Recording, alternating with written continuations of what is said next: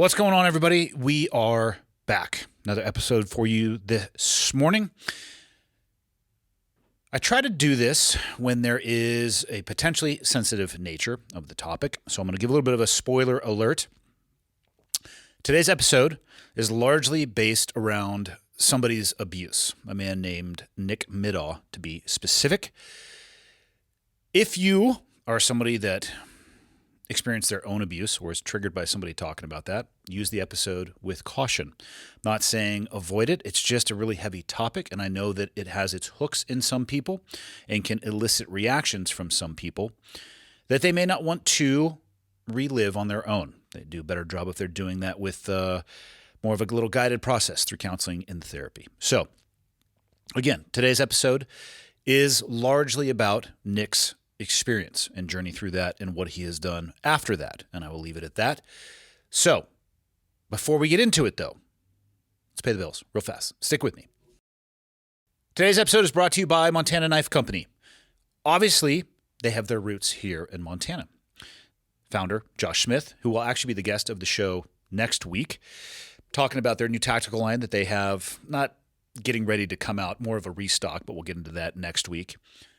Born and bred in Montana, roots in Montana, definitely a global brand. They have a bunch of knives. Go to montanaknifecompany.com and check out the knives if you want to. You want to talk about a brand that gives back. They did a fundraising effort. Come hell or high water. Hundreds of thousands of dollars for the people who were directly impacted in both North Carolina and in the fires in Los Angeles. And one of the other knives that they have that's getting ready to come out is a Blackfoot 2.0. It's not like a new release. They're getting restocked here. But you're going to get a 1-year RMEF membership paid for by MKC when you buy one of these things. RMEF, Rocky Mountain Elk Foundation. Now, if you're not into elk hunting, I totally get it. That's not going to mean a lot. But the RMEF, their headquarters is actually down in Missoula. I've been to it. It's really cool. They had the world record bull elk on display. I don't know if I'd been able to keep my shit together if that thing walked out in front of me. It's a great organization, conservation-based, and it's helping to preserve hunting rights, specifically when it comes to elk. You buy one of these Blackfeet 2.0, it's coming out on the 20th, which will actually be this week. That's perfect timing. 7 p.m. Mountain Time, 9 p.m. Eastern, 6 p.m. Pacific. See how I do the math like that in my head? That's what's going to be offered. Go to montanaknifecompany.com and just scroll through what they have. They have outdoor knife. They have workman knives. They have tactical knives. They have chef knives. They have apparel. They're starting to get into some technical gear. It's pretty damn ridiculous. Like I said, Montana-based, Montana-raised, but a global brand. If you are lucky enough to get one of their knives or you see one of the knives that you want to buy, the best way that you can help me out is in the checkout process. Let them know that I sent you. That's all that I ask. Enjoy an amazing blade. I actually just flew down there and had Josh resharpen all my kitchen knives. They're the only things I use in my kitchen. I got one in my fanny pack. Not a kitchen knife, obviously. I actually have the War Goat in my fanny pack. Lifetime warranty, sharpening, the whole nine. montanaknifecompany.com. Check them out. Okay, I got the red smoke. Gun run north or south, west of the smoke, west of the smoke. Okay, copy. West of the smoke. I'm looking at danger close now. Come on with it, baby. Give it to me. I need it. Get cleared hot. Copy, cleared hot. Why are your glasses up so high? Like the frame of your glasses. What are you doing? Because Hold on. Before you change it, immediately put the camera on you. And I show did. Okay. Look, that's where they What's are. going on with that? Because these digs into them and pushes them against the side of my head, and it's really uncomfortable.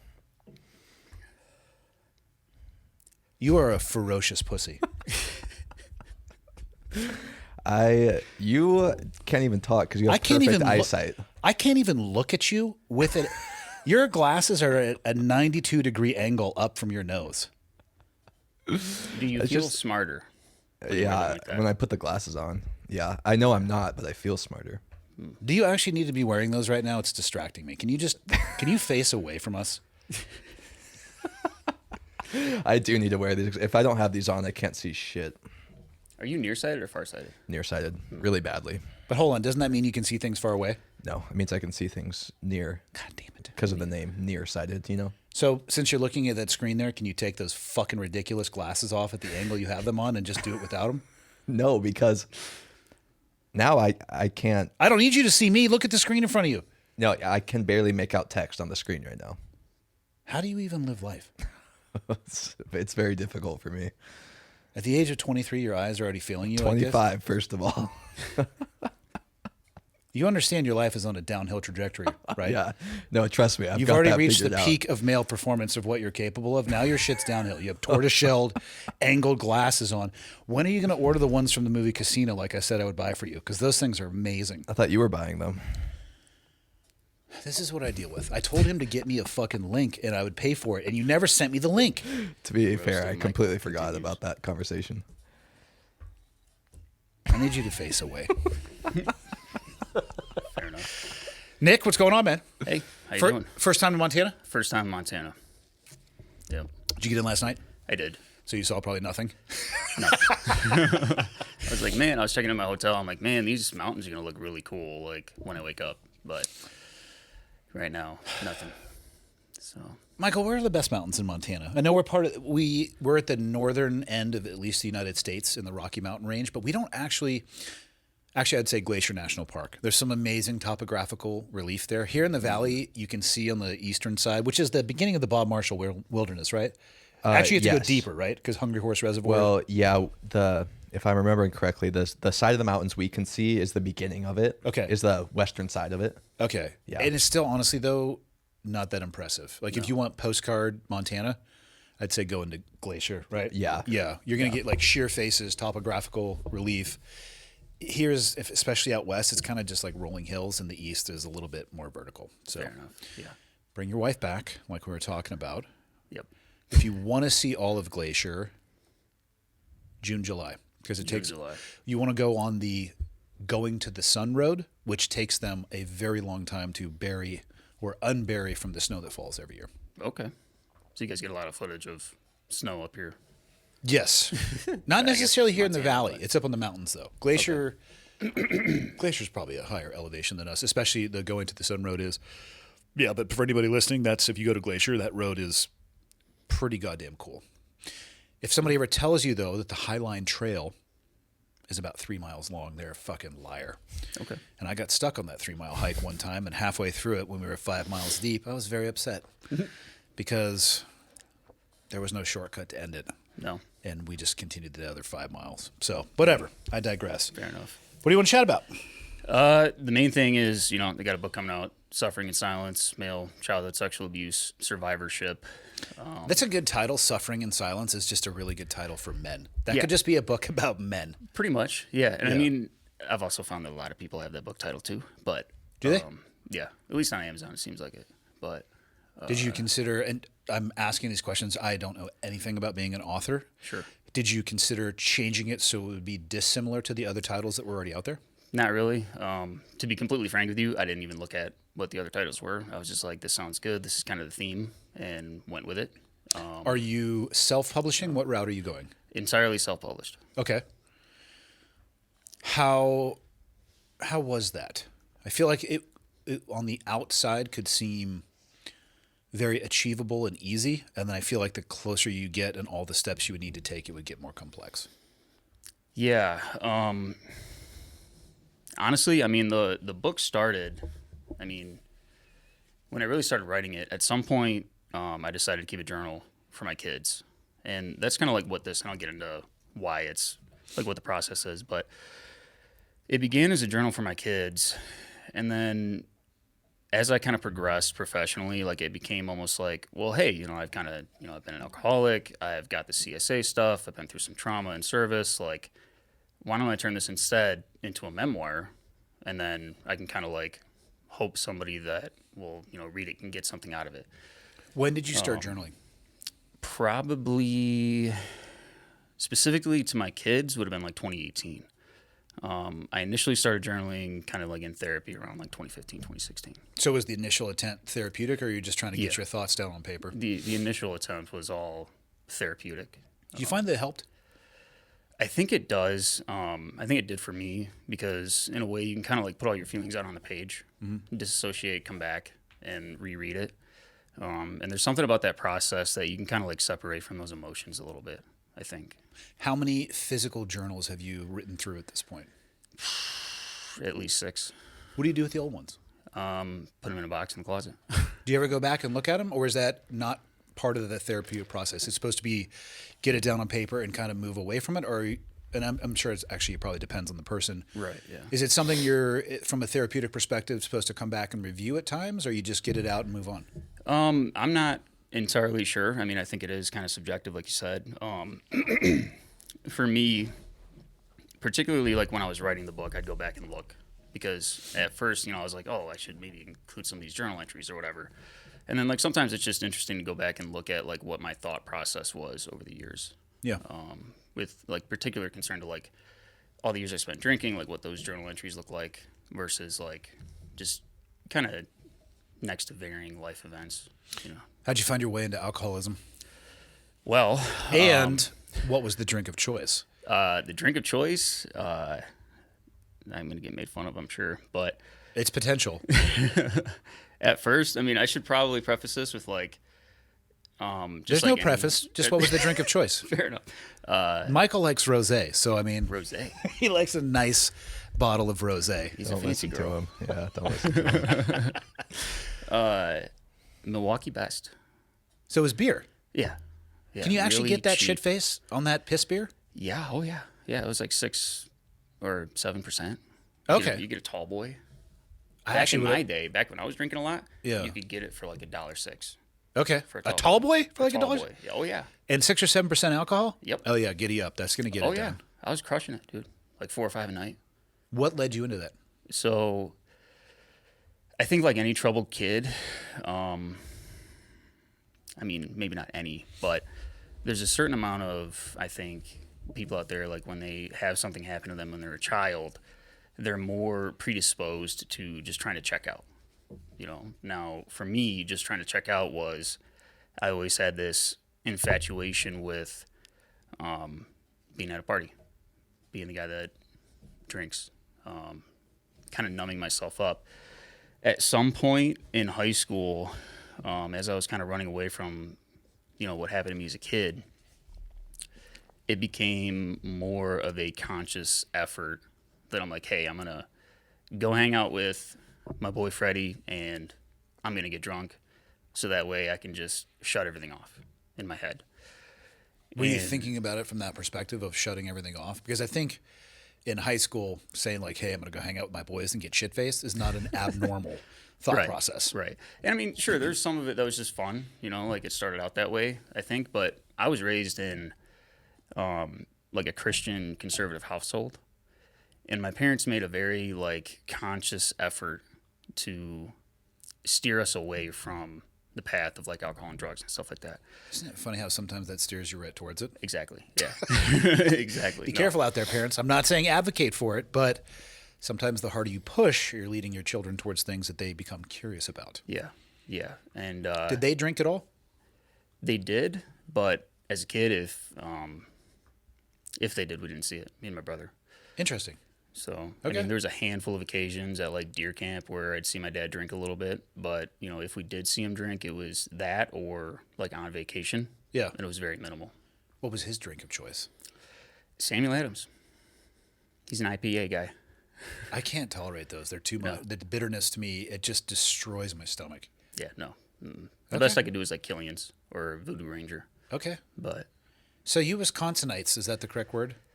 what's that? Wisconsinites. Wisconsinites? Michigan. You're from Michigan. Yeah. Michiganite. Michigander. Michigonians? Michigan. You guys are heavy beer drinkers, it sounds like. I I would have thought you guys were straight Jack Daniels, like out of the bottle. There's a little bit of that, but I like the craft beer crowd is definitely a thing in Michigan. You go to places like Traverse City or up north, even west side of the state by Grand Rapids, they're big into craft beer. A lot of breweries out there. I just wanted like the fastest mechanism to get drunk, and if You are aware that's not a tall boy, right? yeah, Like that's Bush. You're talking about 7% alcohol. Not that I'm giving anybody drinking advice, but I mean, vodka tonic is going to be a little bit, probably a 40% versus 7. right, yeah. Slower, lower volume, Yeah, So- I mean, well, there's the Milwaukee Best I would drink, but I'd also get those 99 apples or like 99 vodka proof shooters or whatever. Okay. And I'd probably have like 4 of those. along with Sidecars, the if you beer. will. What's that? Sidecars, if Yeah, you will. basically. No, it's like, hey, I'm going to take a shot. I'm going to drink half of this Milwaukee Best, and then I'm going to do another shot, and then follow her up with some more beer. Dude, I ballooned from, I mean, when my alcoholism really took off was when I turned 21, naturally. Because before that, I was like relying on this network of buyers I had crafted out of like dudes I went to high school with, but were a few years ahead of me, and they also moved to Saginaw, where I was living. Mm-hmm. So I'd like rotate through these people, and Oh, to buy you booze, you mean? yeah, they'd buy me booze. Yeah. So from the age of like 19 on to 21, it was rare that I went a night without it. The only barrier to that was any money I might not have had, or just the simple fact I wasn't 21.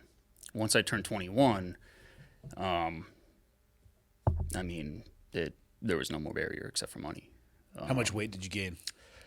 I went from 185 to 275.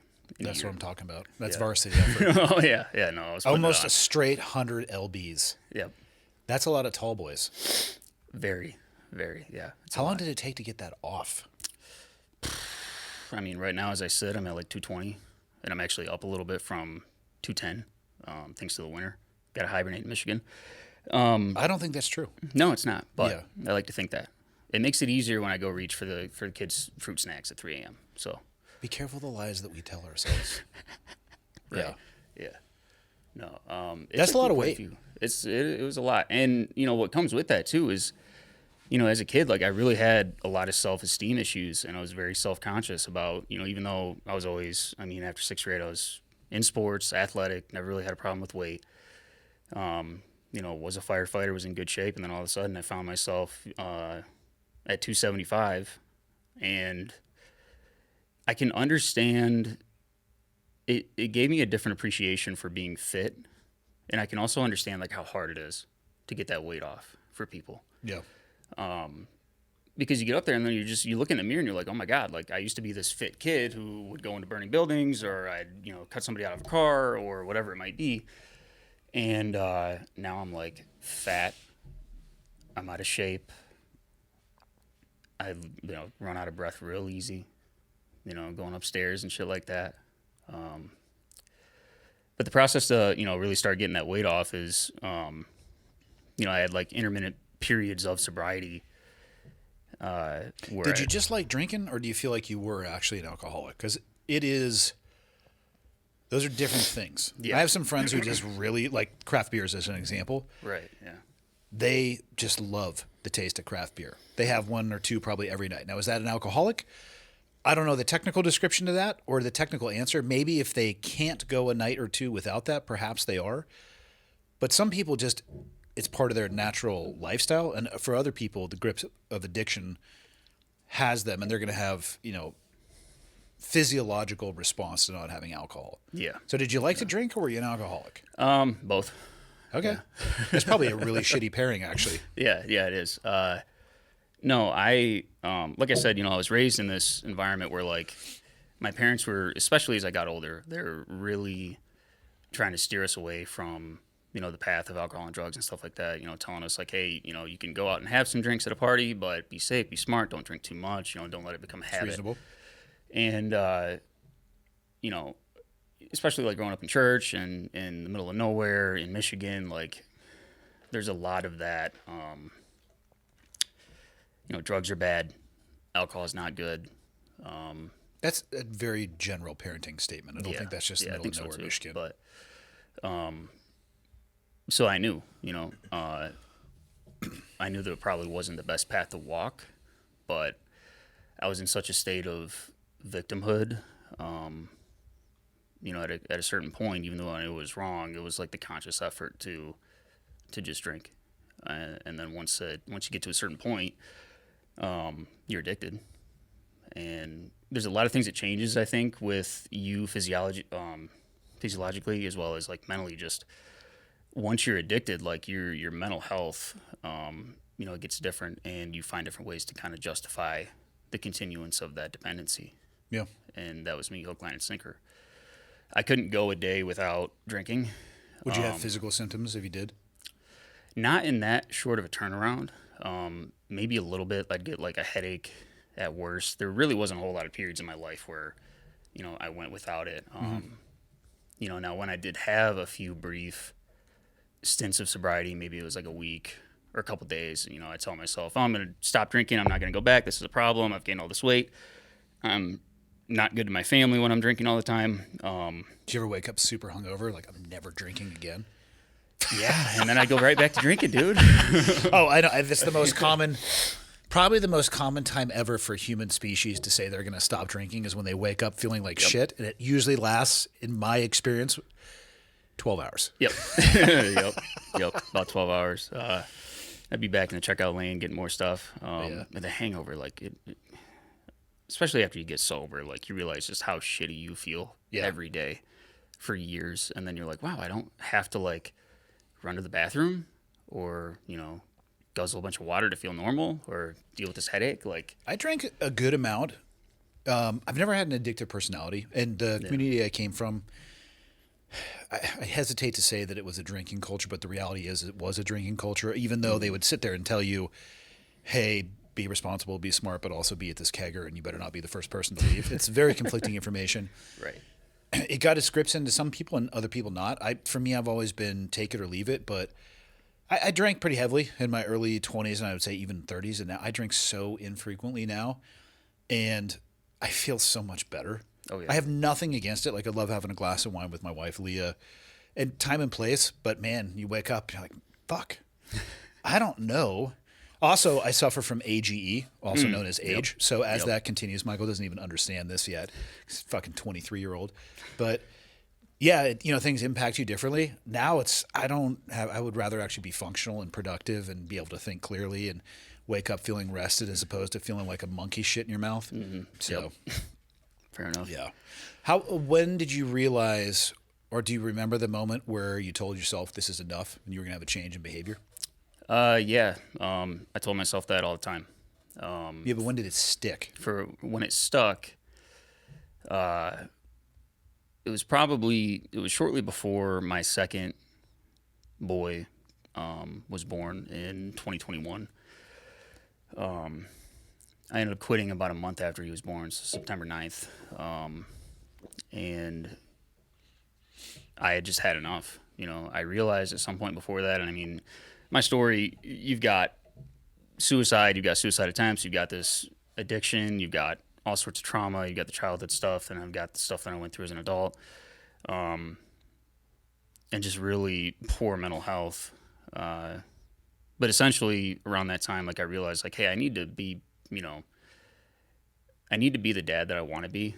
And in order to do that, I need to be the man that, is on top of the mountain, that I claim I have something in common with, when I'm really just a walking hypocrite. We're all walking hypocrites to a degree, Right. man. Yeah. But, perfect is not possible. Right. But, yeah, I mean, I wanted it bad enough. I wanted it more than anything in my life to just be sober. Was it hard for you? Oh, yeah. Yeah, no, it was super difficult. Did it get easier as time went on? It has. So sitting here now, I'm a little over 3 years sober from alcohol.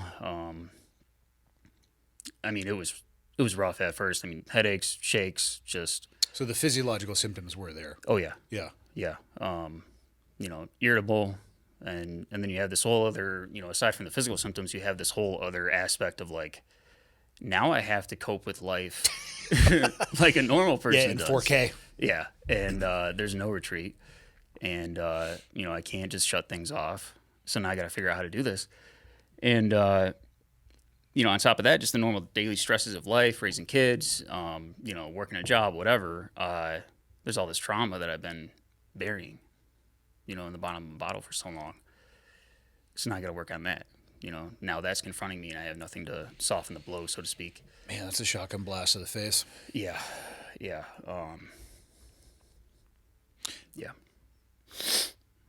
What happened to you when you were younger? Yeah, so on the outside, my childhood is awesome. It's great. Wonderful family, wonderful parents. Kind of idyllic, like, slow country upbringing in the middle of nowhere in the thumb of Michigan. You say the thumb of Michigan? Yeah, the thumb. And I got to do the Michigander thing real quick. So if you're in Michigan Michael, can you and please you pull up don't a know. picture of Michigan? and you don't know Nobody knows. where you're from, you pull out the old hand. Yeah. And you say, hey, man, I'm from like right over here. That would work to talking to other Michigonians. To other Michiganders, yes. But, Michigonians.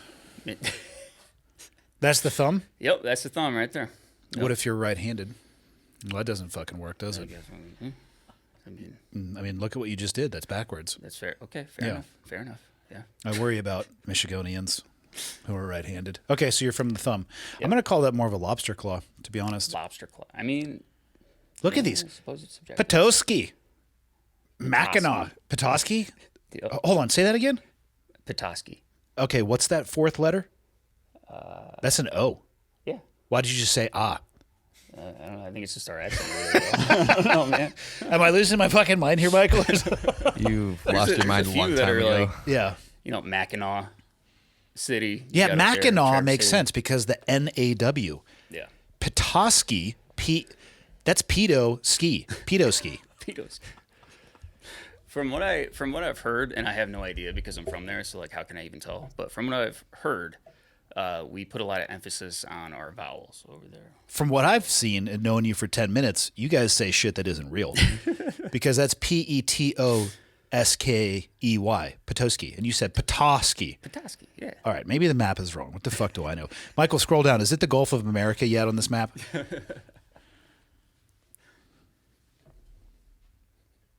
Enhance. Oh, Gulf of Mexico. Not yet. Unbelievable. So What do we have to close. do to take... I guess an executive order from one country isn't enough. You better give us a Gulf back, Mexico. That's ours. Do you think it would be better if we said it could be the Gulf of Mexico and America? We could be Oh, inclusive? Inclusive. That's a good idea. Yeah. We could be friends. I mean, I think we're still friends. But Yeah. scroll in more, Michael. Maybe it changes as you get closer. I really Nope. don't. Oh, think so. fuck. It gets smaller. How dare you? Pull up a different mapping software. Let's see what it says. Okay, I'll be on the lookout. All right. So you're from the thumb. Yes. Family from an outside perspective, which I feel like, I know we're going to be talking about abuse. I feel like a lot of the times that people are in an abusive situation, especially as a child, I feel like what you were describing is very normal. Yeah. Not normal in what happened to you, but normal is from an outside perspective, where the white picket fence with the, the nuclear family and sunshine and rainbows and all that stuff. And then, of course, behind the scenes, nobody really knows what's going on behind that facade. Yeah. Yeah, and that's really what it was because, and it's weird to talk about because, my experiences, kind of like I ended up connecting with Seth, who was on here recently, and talking about, some of this stuff a little bit. And, I think we released his episode 4 days ago. Yeah. Something like that. Yeah. yeah. Man, fuck. I sit here and listen to those experiences. I don't understand how at the end of that, it doesn't break your brain experiencing that at a young age. What he's been able to do with that experience and what he's been able to do with his life is nothing short of just absolutely inspirational to me. It's incredible. His story, being able to do what he does, considering all of that, because, the key difference between, obviously, I don't, not to compare anything, but, he didn't have a home where he could, from listening to his story, where he can kind of retreat. It sounds like the foundation of the nuclear family for him was definitely very shattered. Yeah, yeah. And for me, I think one of the main reasons why, even though I went off the path and became an alcoholic and went through all this stuff, one of the core reasons why I'm still here and I'm not a statistic is because I had a home full of love that I could go back to. So my earliest childhood memories are that of sexual abuse. When I think about, when I look back and I look at my childhood and like my earliest memories, there's, being a kid playing with my parents. And then right next to that, there's being in a closet with a kid around my age, receiving oral sex, and then having to provide oral From a sex. kid about your age? About my age, yeah. Holy shit. A little bit bigger than me, a little intimidating. He was my first best friend. I don't know if I would use that term. Well, it started there, but Okay. So little kid me, literally this was like the very first friend that I had. Random acquaintance, neighbor, somebody from nearby. Didn't live too far away. Neighbors. Yeah. Mom and dad were friends with his mom and dad. Okay.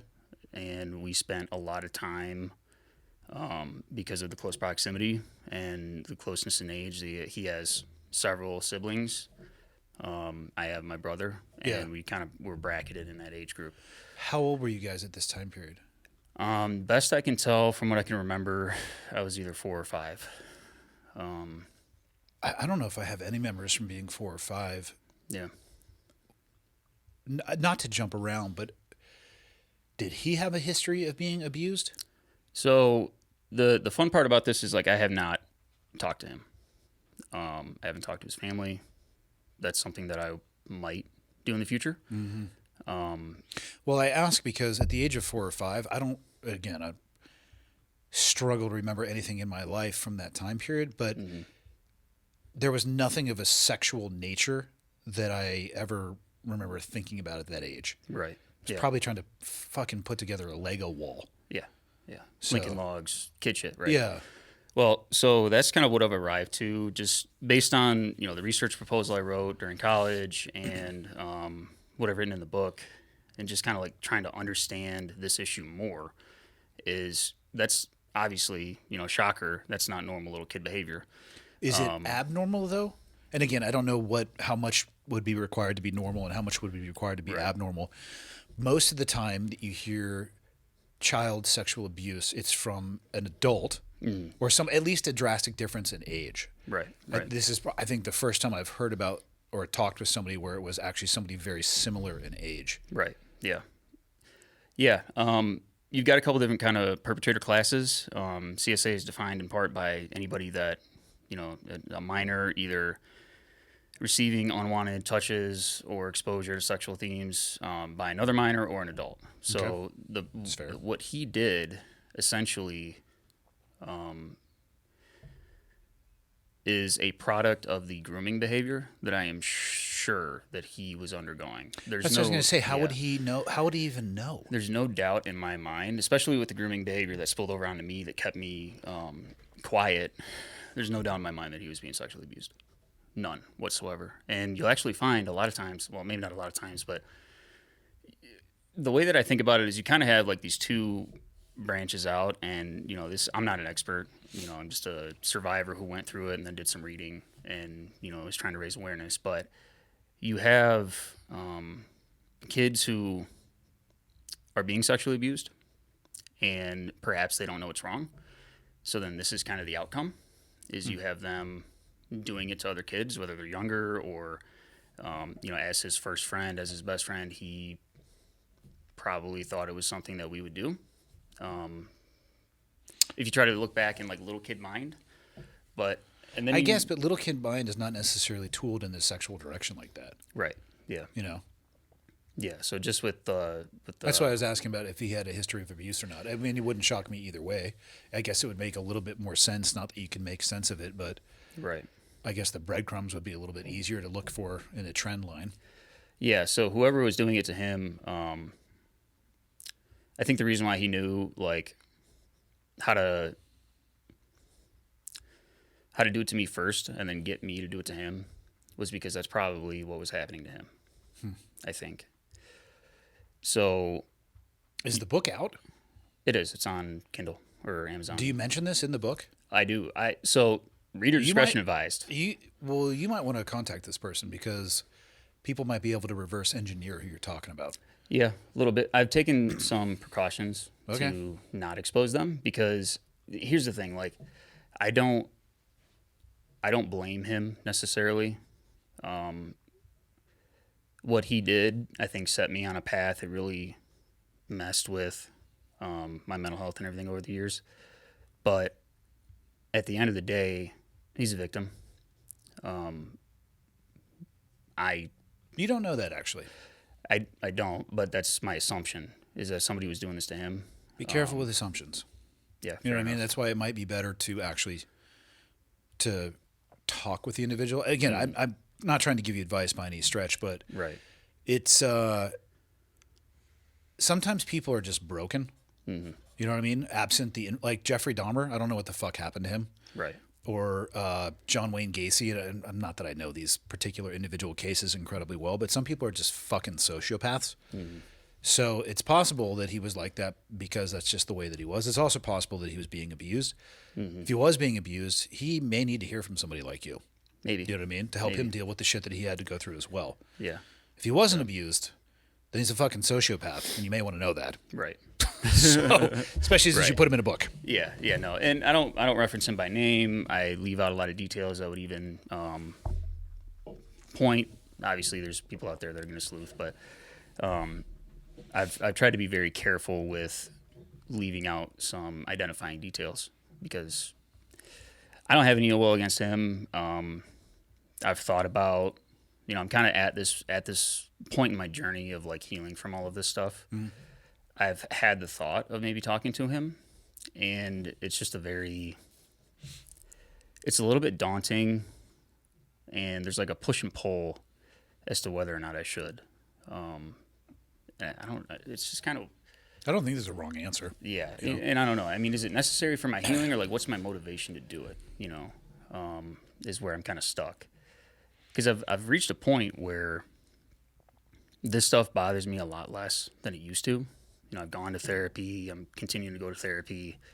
I'm, putting this book out. I'm trying to raise awareness. I've taken this stuff and I'm trying to walk a path of turning it into something positive.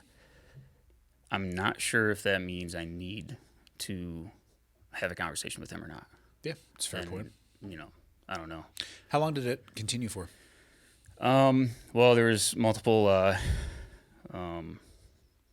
Instances just like that. Yeah. And for the most part, I don't think I repressed. For some of it, I straight up just didn't repress. I mean, sometimes kids go through this stuff, they repress it, and then it pops up in adulthood, and they're like, holy shit, like this happened to me. For me, there's a good season of this abuse happening that I just remember in vivid detail, and I always did. How long did it continue, though? Best I can tell, probably a year. Okay. I don't know how many occurrences. Do you remember why it stopped? I do. So, and I go through, like, in the book, the reason why I said reader discretion advised is because I talk about this stuff explicit. Like, and I think you kind of have to. I was going to say, I think that's kind of the way. If you want to explain to people and actually get it to the front of their minds so they can confront this. Yeah. I don't think coloring outside of the lines is the way to go. I think you go right down the middle and you just talk about it. Yeah. Yeah. I explicitly detail it. At one point, I have this memory, and I kind of put it in the book.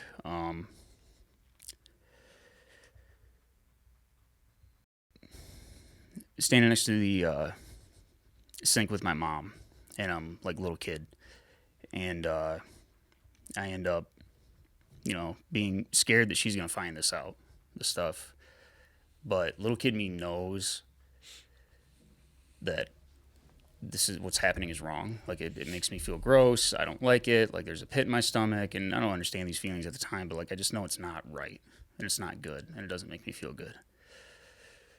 And so little kid me, I'm like standing at the sink next to my mom, and I'm trying to think of a way like I can ask her like how to make this stop without revealing the secret, because of the grooming and everything. Like what this boy was parroting to me was like, your mom and dad aren't going to love you if they find out.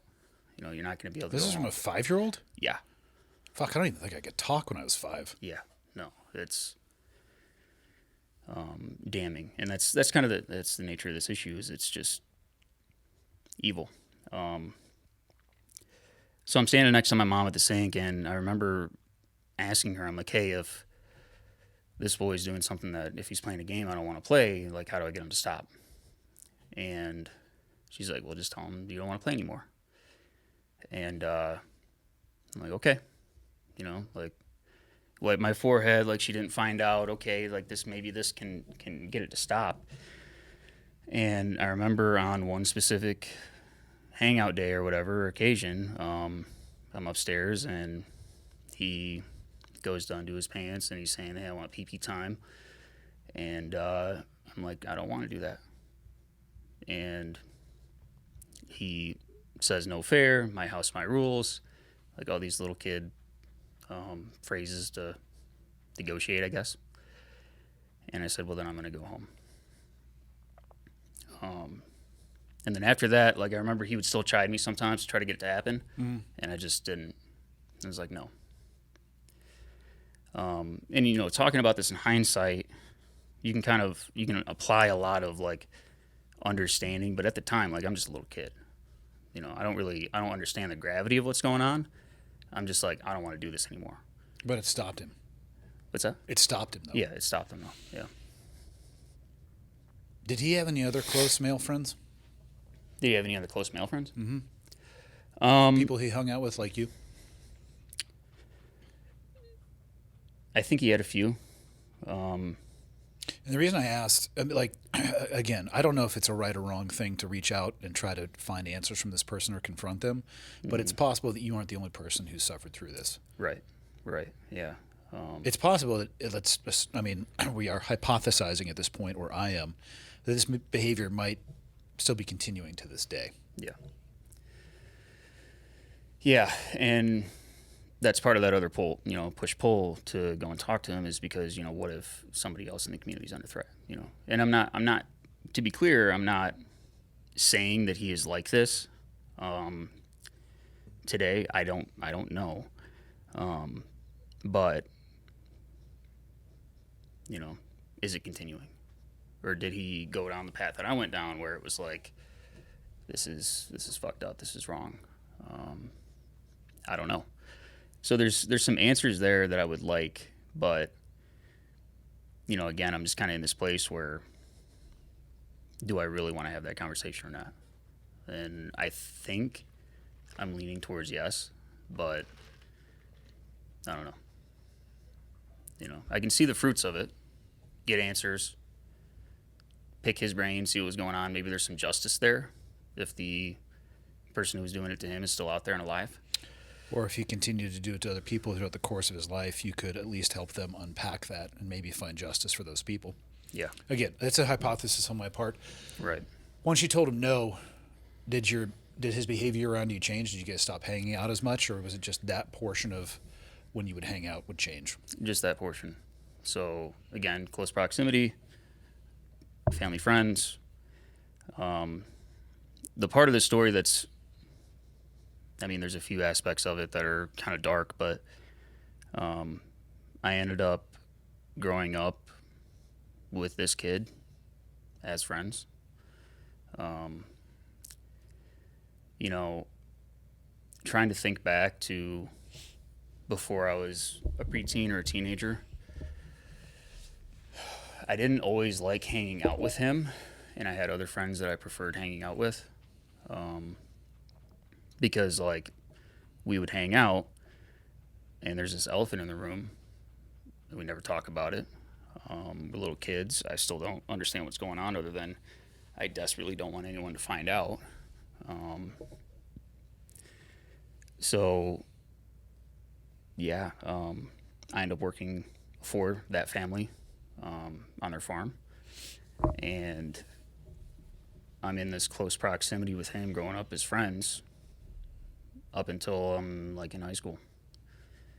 And around, I think, puberty, I really started to get angry. Like, I really hated him.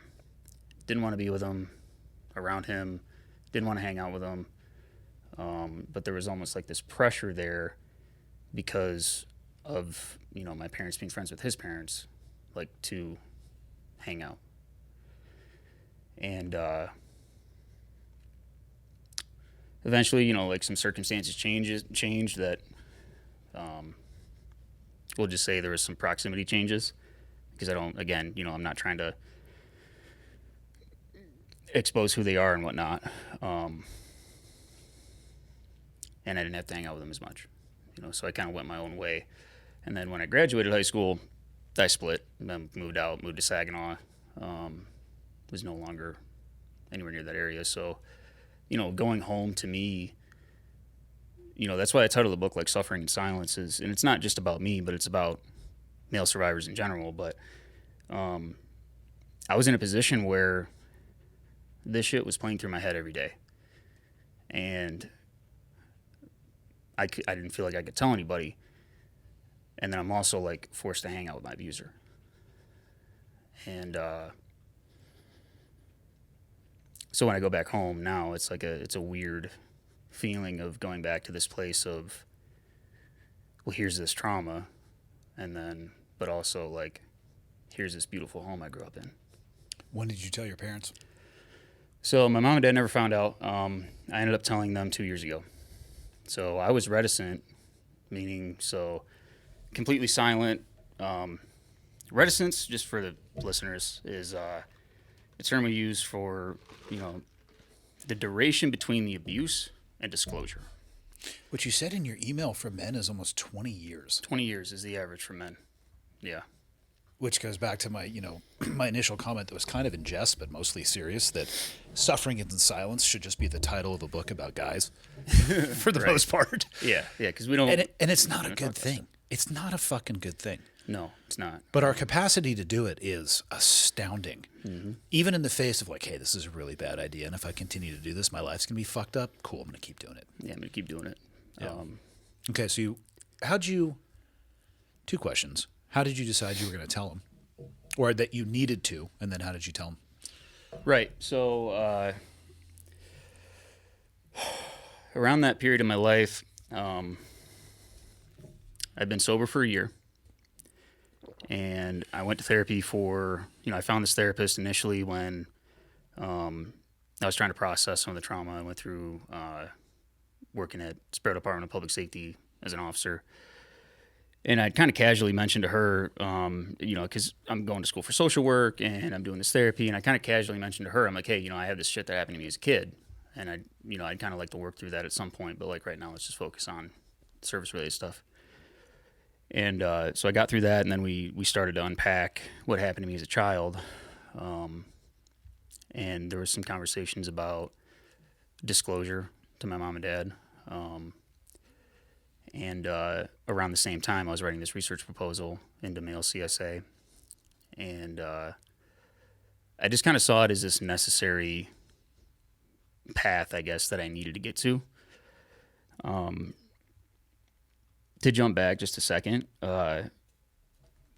growing up, I kind of played this game in my head related to the CSA, where I'd set this game, this setting. I'd be the protagonist, and I'd be telling my mom and dad what happened, essentially. And I'd run out all the different reactions, like this, almost like a simulation of like what I thought could happen, what might happen if I told them, at varying stages of my life. And I played this game for years. So when we were talking about it in therapy, it just seemed like something I wanted to get to. So ended up having a conversation with a family member who was vulnerable enough to share her story of abuse with me. Thank you, Stephanie. And I ended up from there disclosing to my older brother.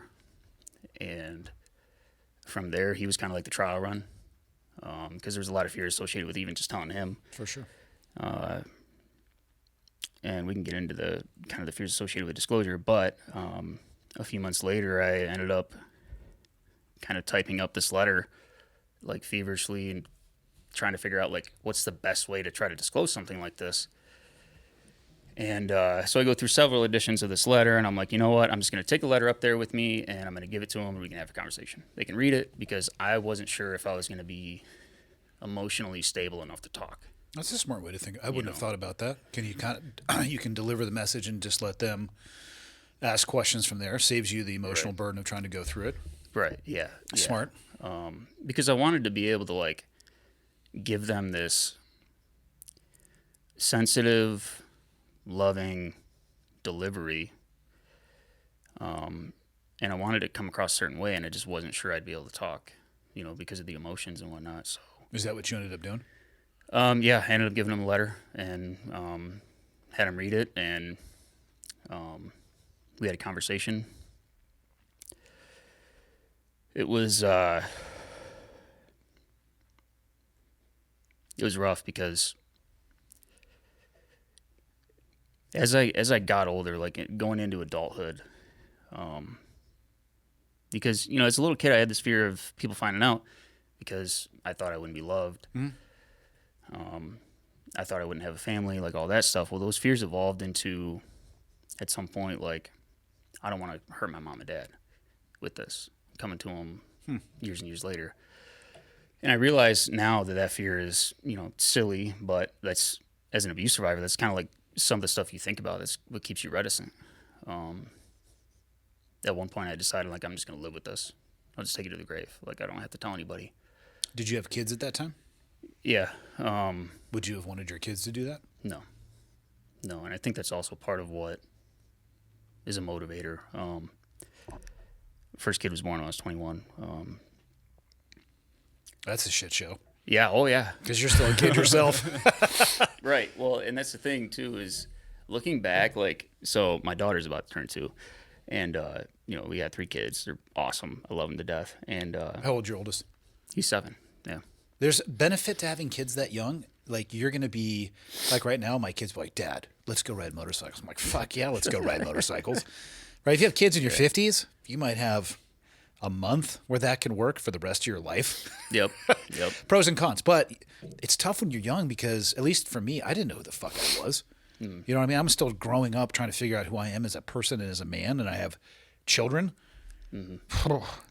It's rough. It's like putting together a puzzle in a dryer. Yeah. No. I was not prepared to be a dad, to say the very least. I mean, I don't know if you ever are. I was going to say, I'm not sure anybody ever is. I think in some aspects, you might be more prepared if you are older. But again, there's physical differences and your ability to be active with your kids. Pros and cons. I don't know if there's a right or wrong. Right. Yeah. There's pretty big, like, for me, if it definitely felt different, like being a new dad again at like 26 when my daughter was born, versus a sloppy drunk at 21. And I don't know if that's just because we already had 2 kids at that point or just because I had finally, like, matured enough to be ready. Both could be true. But I don't know. I've been winging this shit for years. So yeah, if anybody out there actually has an instruction manual for parenting, please send it to me because I've yet to find one that's actually accurate. Yeah, my brother gave me a book. Is it called What to Expect When You're Expecting? Yeah, something like that. Yeah. Like new dad. What are you laughing at, Michael? And that's an actual fucking book, you piece of shit. It's just such a stereotypical name, or just What should they call it then?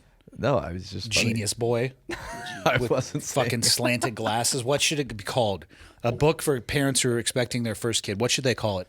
Go ahead, author. I think a good name is What to Expect When You're Expecting. You shut your mouth when you talk to me.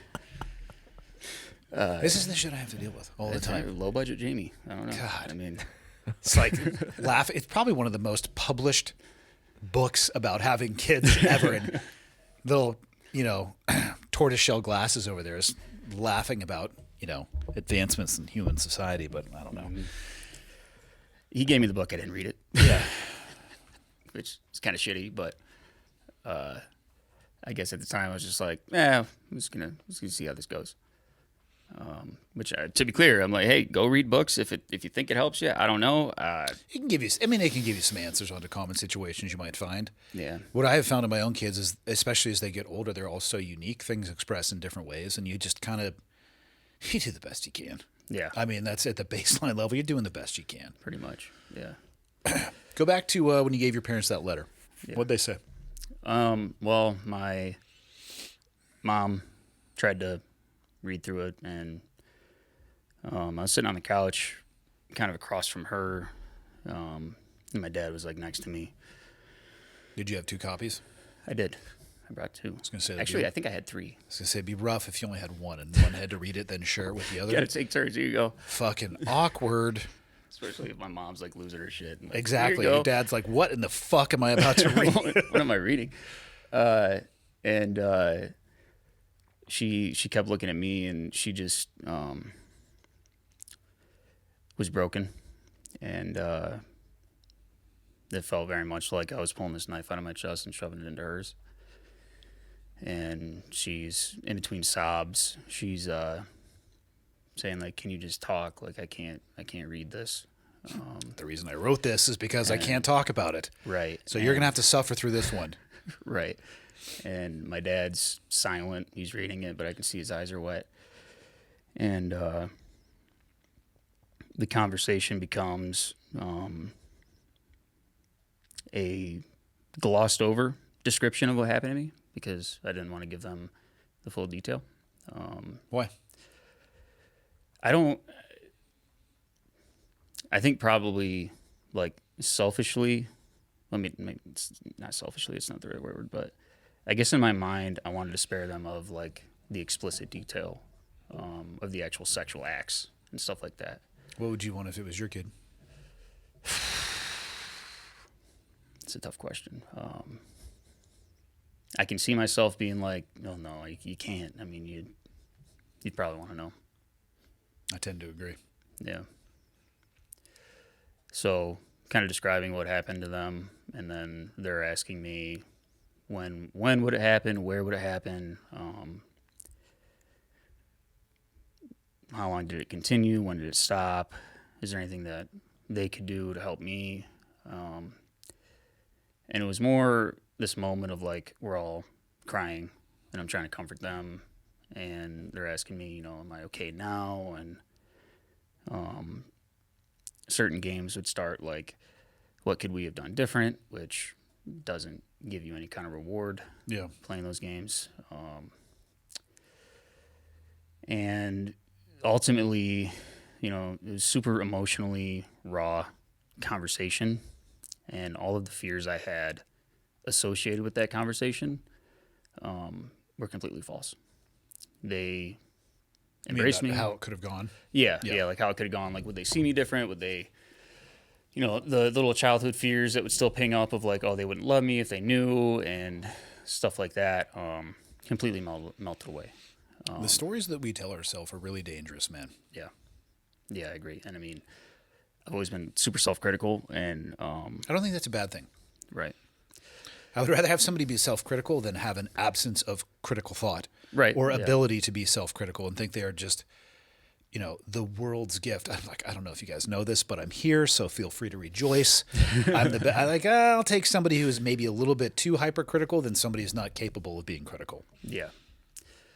Yeah, I have a lot of, sometimes I fluctuate between like negative self-talk and like positive self-talk. So Yeah, but that's called being human. yeah, right. So yeah, from there it went to, what could we do now? And, being somebody who this happened to, I didn't, and I held on to it for so long. I was reticent for so long, just in silence. There was no, immediate justice. There's no, like, what actions can you take that late in the game? I guess was my thought. And, I focused on telling them, like, hey, this is traumatic probably for you guys. And considering you never knew, I imagine there's all sorts of feelings of, and again, this is just, I'm not an expert or anything, but I imagine when a parent gets confronted with that 2 decades after it happened, they probably feel like they messed up somewhere. Probably feel like they missed something. They didn't protect you. So I can understand that. And I think an aspect of that is not beneficial. Mm-mm. But also, maybe they did miss something. Yeah. Right? Like, it shouldn't be a free pass either. I'm not trying to blame caste or judgment, or cast blame or judgment. Today's episode is brought to you by Element. Now, you're often going to see that represented as LMNT, Lima, Mike, November, Tango. You can say LMNT if you want to, or you could just say Element. Co-founded by a very good friend of mine, Rob Wolf. I've known Rob for probably coming up to 20 years at this point, which is ridiculous. Not that I've known Rob for that long, but just that much time has passed. What is Element, you may ask yourself? Well, it's going to help you stay hydrated without sugar and other dodgy ingredients that you're often going to find in electrolyte or sport drinks. It's going to help with electrolyte deficiency or imbalance, which can cause headaches, cramps, fatigue, brain fog, and weakness.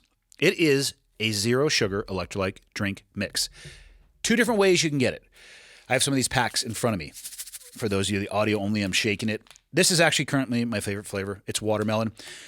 I'm going to be upfront and say that these things are spicy. Not from a spicy sense, but they can be overpowering. I actually do double the amount of water that is recommended because I am trying to kill two birds with one stone. Why not increase my hydration while also increasing my electrolyte and salt intake? So you have the satchels. Then they have this bad boy right here, which is their sparkling element. RTD, if you will, ready to drink. This particular flavor is the black cherry lime. I actually cut these as well. It tastes good, but I am, again, trying to stay as hydrated as humanly possible. Every time I get thirsty, I'm reminded of spending the time in the hospital where I couldn't drink any water and I only had ice chips, and it was horrendous. I've talked a lot about the impact Element has had for my post-jiu-jitsu recovery. I distinctly remember when I started using the product, how I felt before versus how I felt after. I could think better. I recovered better. I was far more hydrated. But you don't need to take my word for it. There are U.S. Olympians, professional athletes, special forces soldiers, health experts, business leaders, and people just on an everyday health journey, from moms to exercise enthusiasts. They're all using the product. I cannot recommend enough at least giving it a try. And if you don't like it, they have a 100% guarantee policy. There's no risk. You can just refund your order, no questions asked.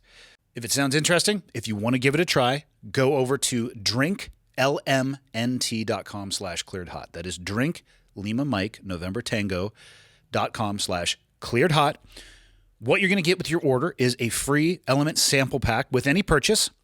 And also, don't forget to try their new sparkling 16-ounce can of electrolyte water. It's spicy in a good way, but also delicious. drinkelement.com/clearedhot. Let's get back to the show. Yeah. I was going to say I don't think they should get a free pass, but I think the situation is really dependent on the situation. Yeah. So, encourage them to go get therapy if they need it. It's going to take time to process this. It's an old monster for me. It's brand new for you guys. How did they receive that? Pretty well. They actually took that advice. They went and saw a therapist and started getting the gears moving towards a healing process instead of remaining stagnant. How's your relationship with them now? Good. Better or worse than before you disclosed that to them? I think better. I've always had a pretty good relationship with my mom and dad. Mm-hmm. I think it allowed me to kind of be myself a lot more. I didn't feel like I was hiding something around them all the time. So it knocked out a few barriers in that regard. So,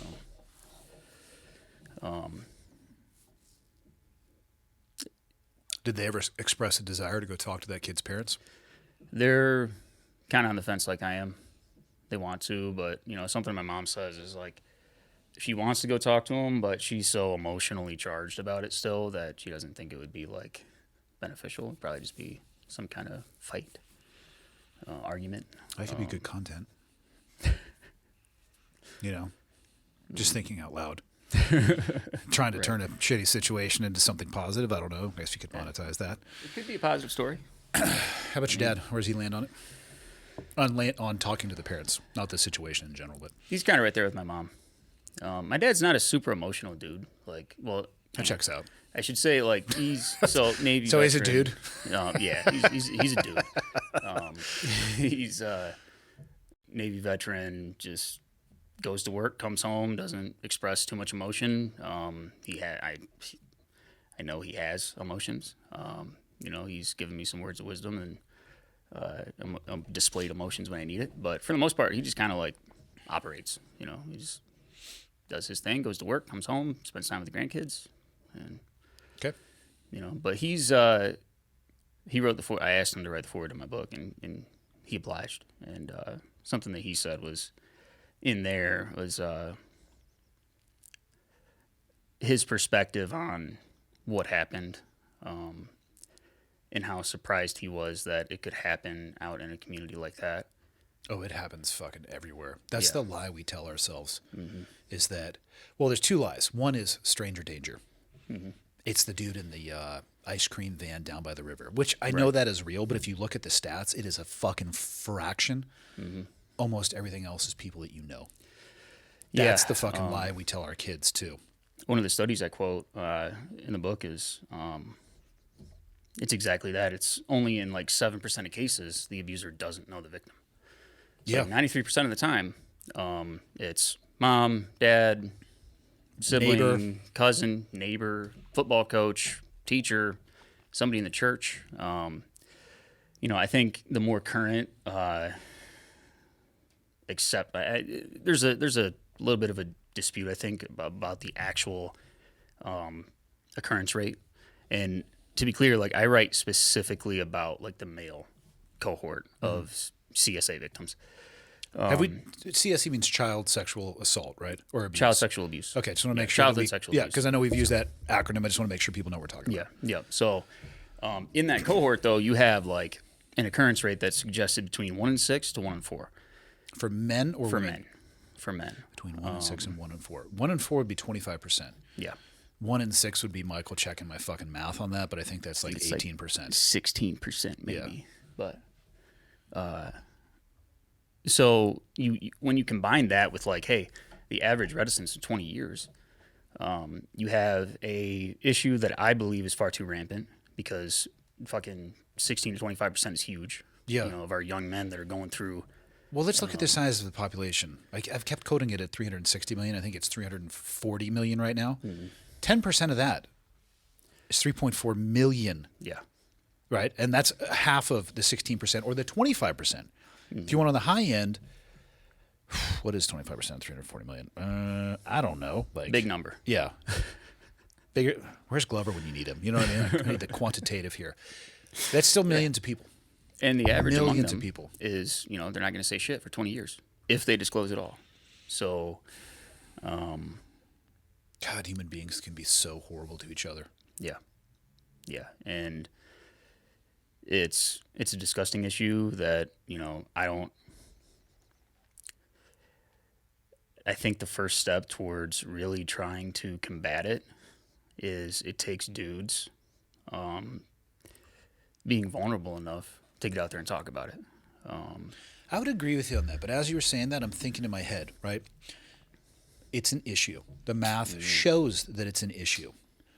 You and people like Seth talking about this can definitely drive awareness. Looking back at what you went through, though, you know what I mean? What do you think is you at that age as the person going through that? Are there any safety mechanisms or barriers that are actually in place or that could be put into place that you think would make an appreciable difference? Man, it's hard to and I kind of go into that a little bit in the book, and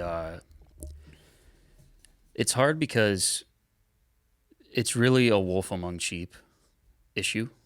I mean, these are people with trust and access. You might love them, and it turns out they're doing this kind of thing. Well, that's what they need, though, is trust and access. Right. Yeah. And I think, honestly, beyond awareness, I think a lot of it falls on the parents to try to cultivate an environment where they're vulnerable enough. Don't talk at them about these kind of things. And again, I'm not a professional. I don't have my degree yet. I'm strictly talking from a survivor perspective who has young kids. All right. I'm sure there's better guidance out there, but cultivating an environment where your son feels comfortable, knows for a fact that they can come to you about this kind of thing. Having the right kind of conversations that are age appropriate about what your friends should be doing and what they can't be doing regarding like whether it's touches or seeing you naked or whatever it might be. Yeah. Is a good like first foot forward. Do you think it would have helped you in your situation? You would have been more, again, and we're hypothesizing, right? But yeah. if your parents, because what can you do to stop this? Especially at the age where you were at, where you're still trying to figure out whether or not Santa Claus is real. Right, exactly. I still believed in Santa Claus when I was that age. So if your parents, do parents need to have, like you said, direct age-appropriate conversations and explain appropriate versus inappropriate, safe behavior versus threatening or dangerous behavior? Do you need to check in with your kids every time they have play? Like, I don't know the answer to this. Right. Because the slippery slope of that too is like, you want to let your kids be kids, and you can't be too vigilant, otherwise they're not going to be kids. If you're telling them, if you're sitting them down at 4 and you're saying, hey, you're talking to them about, their friends shouldn't be giving them oral or touching them, or I don't think they're going to understand what that is. No, they won't. So that's part of the struggle too. Is like you have to try to navigate how you're going to have those conversations with your kids in order to protect them. And in the book, like I just encourage people, like, hey, just be vigilant. Try to be vigilant with your kids. Have the conversations when it's appropriate, and just don't overly trust anybody, whether it's your kids' friends or it's people that are responsible for supervising your kids. Yeah. The wolf in sheep's clothing is a good analogy. Yeah. It's easier to say, stranger danger, and that should be acknowledged by parents. Right. But let's focus on what the stats are actually pointing us towards, and it's inside that circle of defense. Yeah. And you got to pay attention to it. I mean, the math is the math on that. Yeah, it's in your perimeter. So you got to figure out how to shove it out. But I don't know. I mean, truth be told, like those are some good immediate actions, good steps, and from there to actually try to mitigate and stop this issue. I'm sure there's people out there smarter than me that are still trying to figure that out. Have you talked with other people who have been through similar situations? Yeah, a little bit. Yeah, I would be curious, not that you could ever get an answer that satisfies everybody's situation or what they went through or what could have been done. Mm-hmm. But I mean, talking to people who were on the receiving end of the abuse, I think might be where the most amount of benefit may be. What do you think could have made you more comfortable to talk about this or to approach your, maybe from that we can craft a path forward. Mm-hmm. Yeah, and what you're going up against is the grooming behavior of a abuser who is conducting trauma against a child that challenges their psychological development, psychosocial development, and it's instilling this intense fear of anybody ever finding out. So you're working against the grooming. It's tough. I mean, I'd still like to know how a 5-year-old knows how to groom somebody. Right. Yeah, and I don't think it. Trying to think about what state he was in, I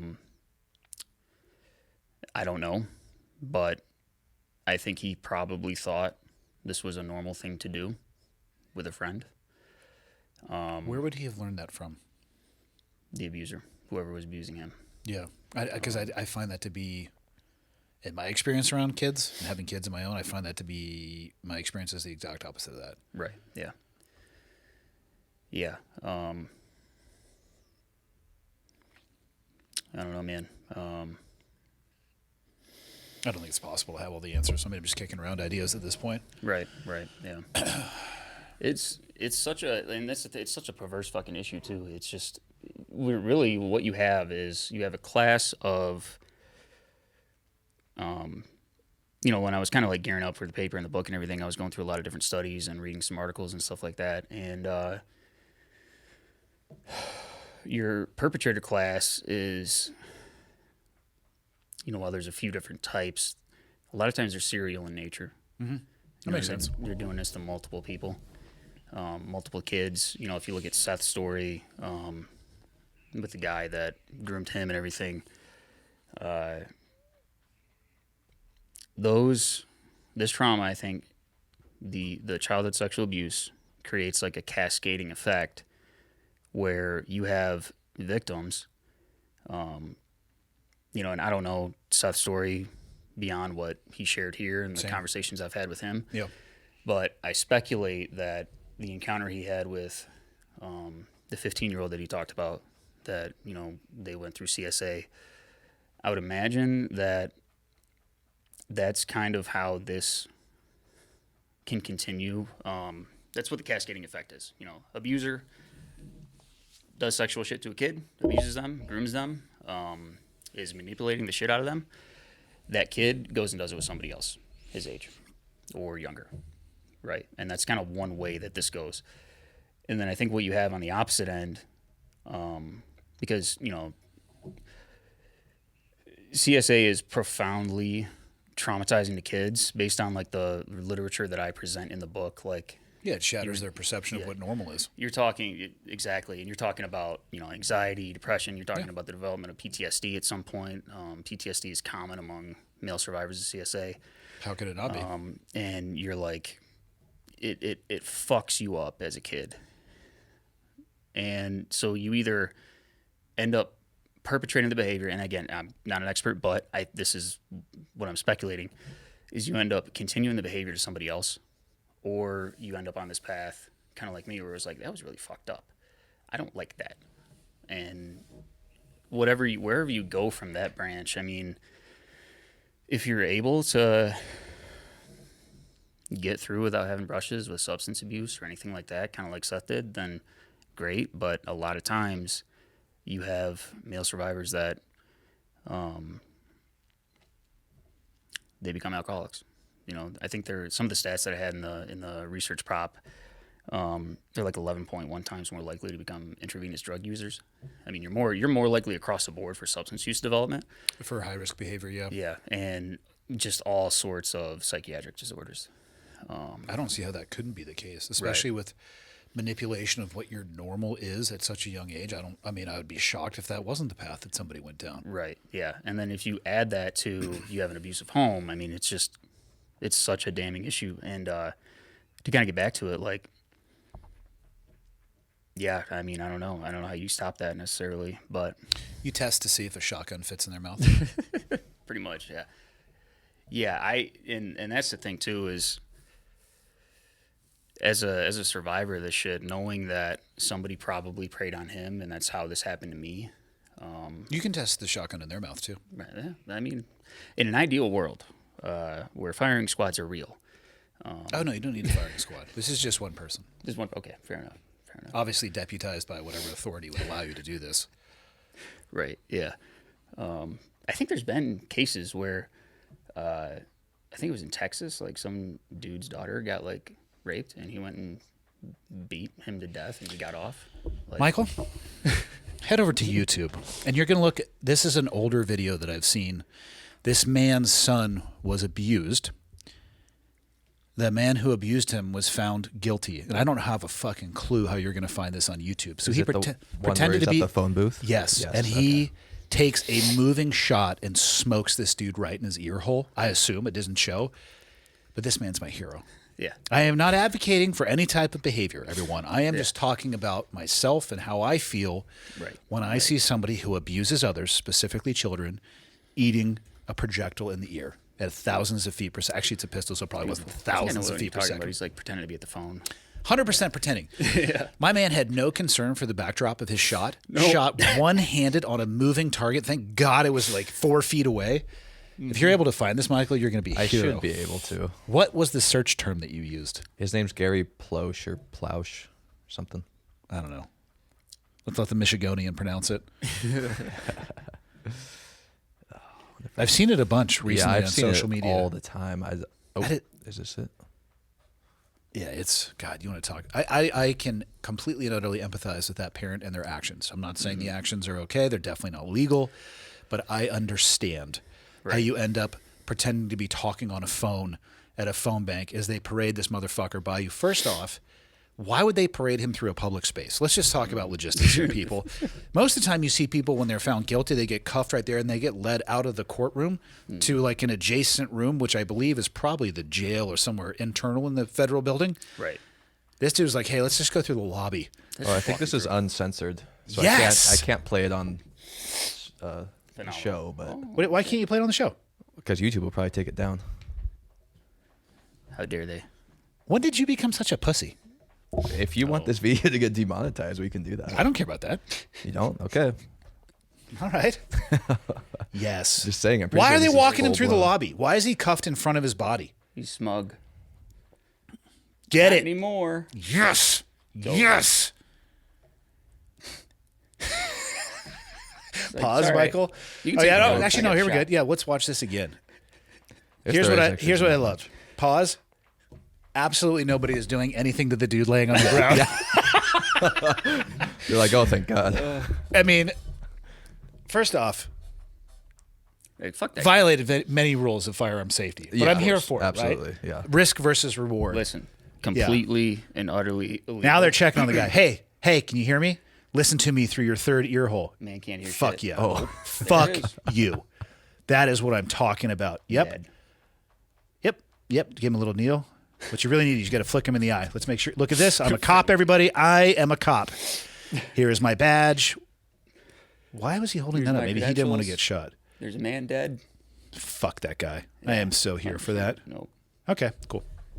Michael, you're amazing. Good job. Yeah, you're welcome. I've seen this video so many times. I know.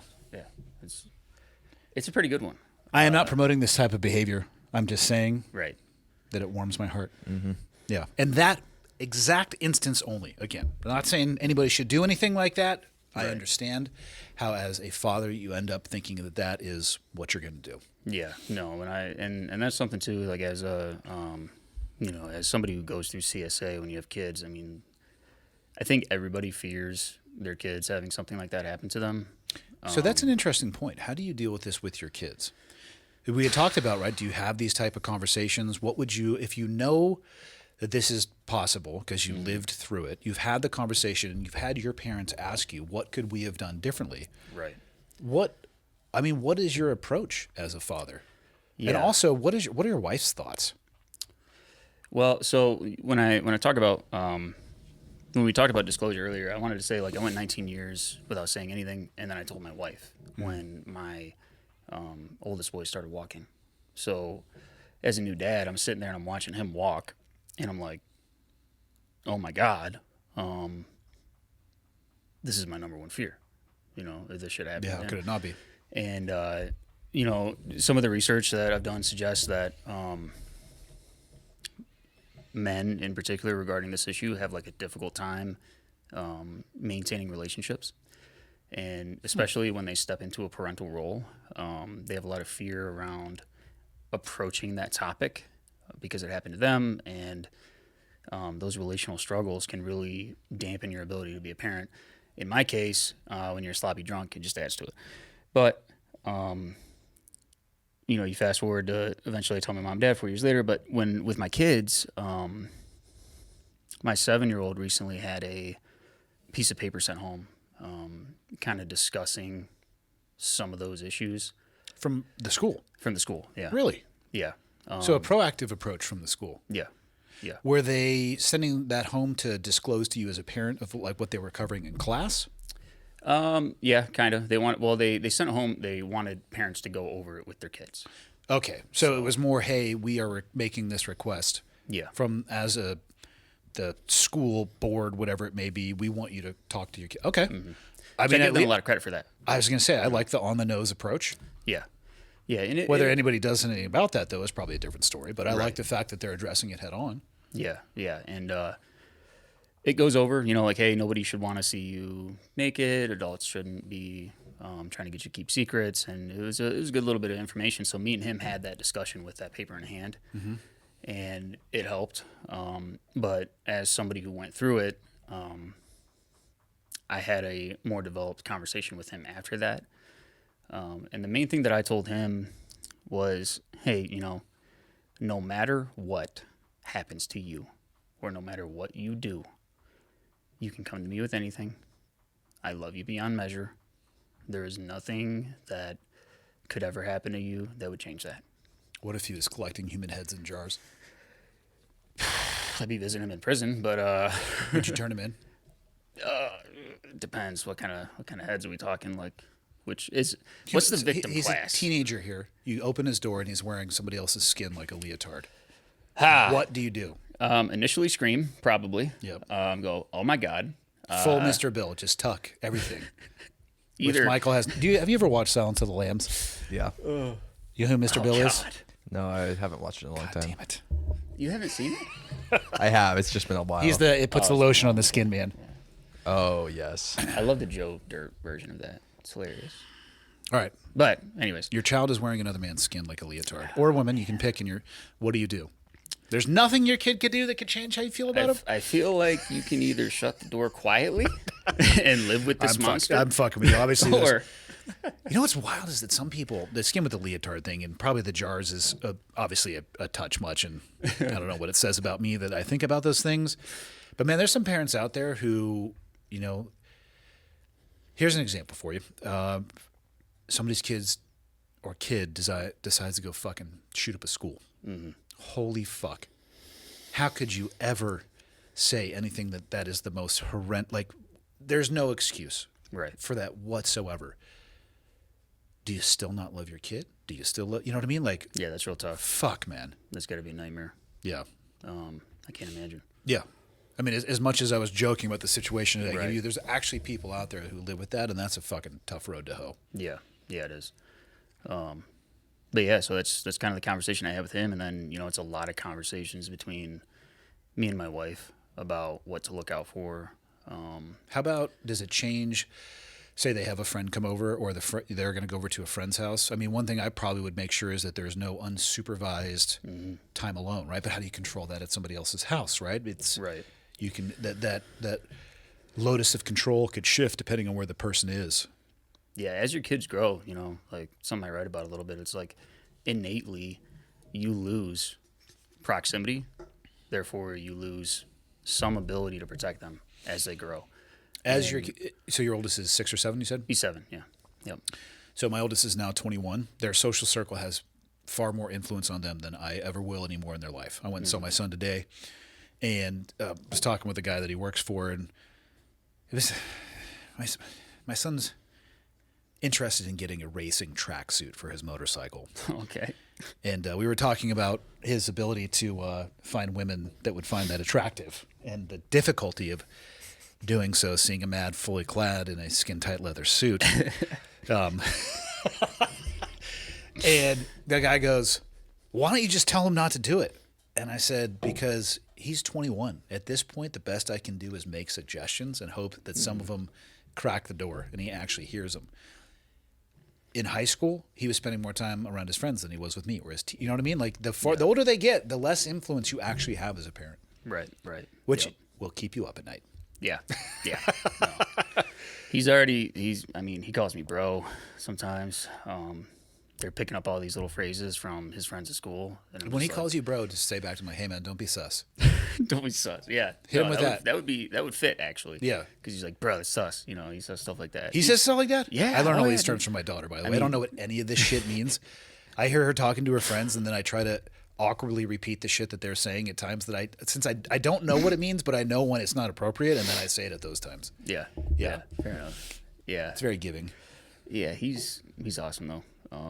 That little dude, to kind of get back to like how this shaped my life, and Marky, my oldest, is a big part of that, because having a kid at 21 and running away from this trauma, like, there's a few different things in my story that I could spend some time on that came after this abuse.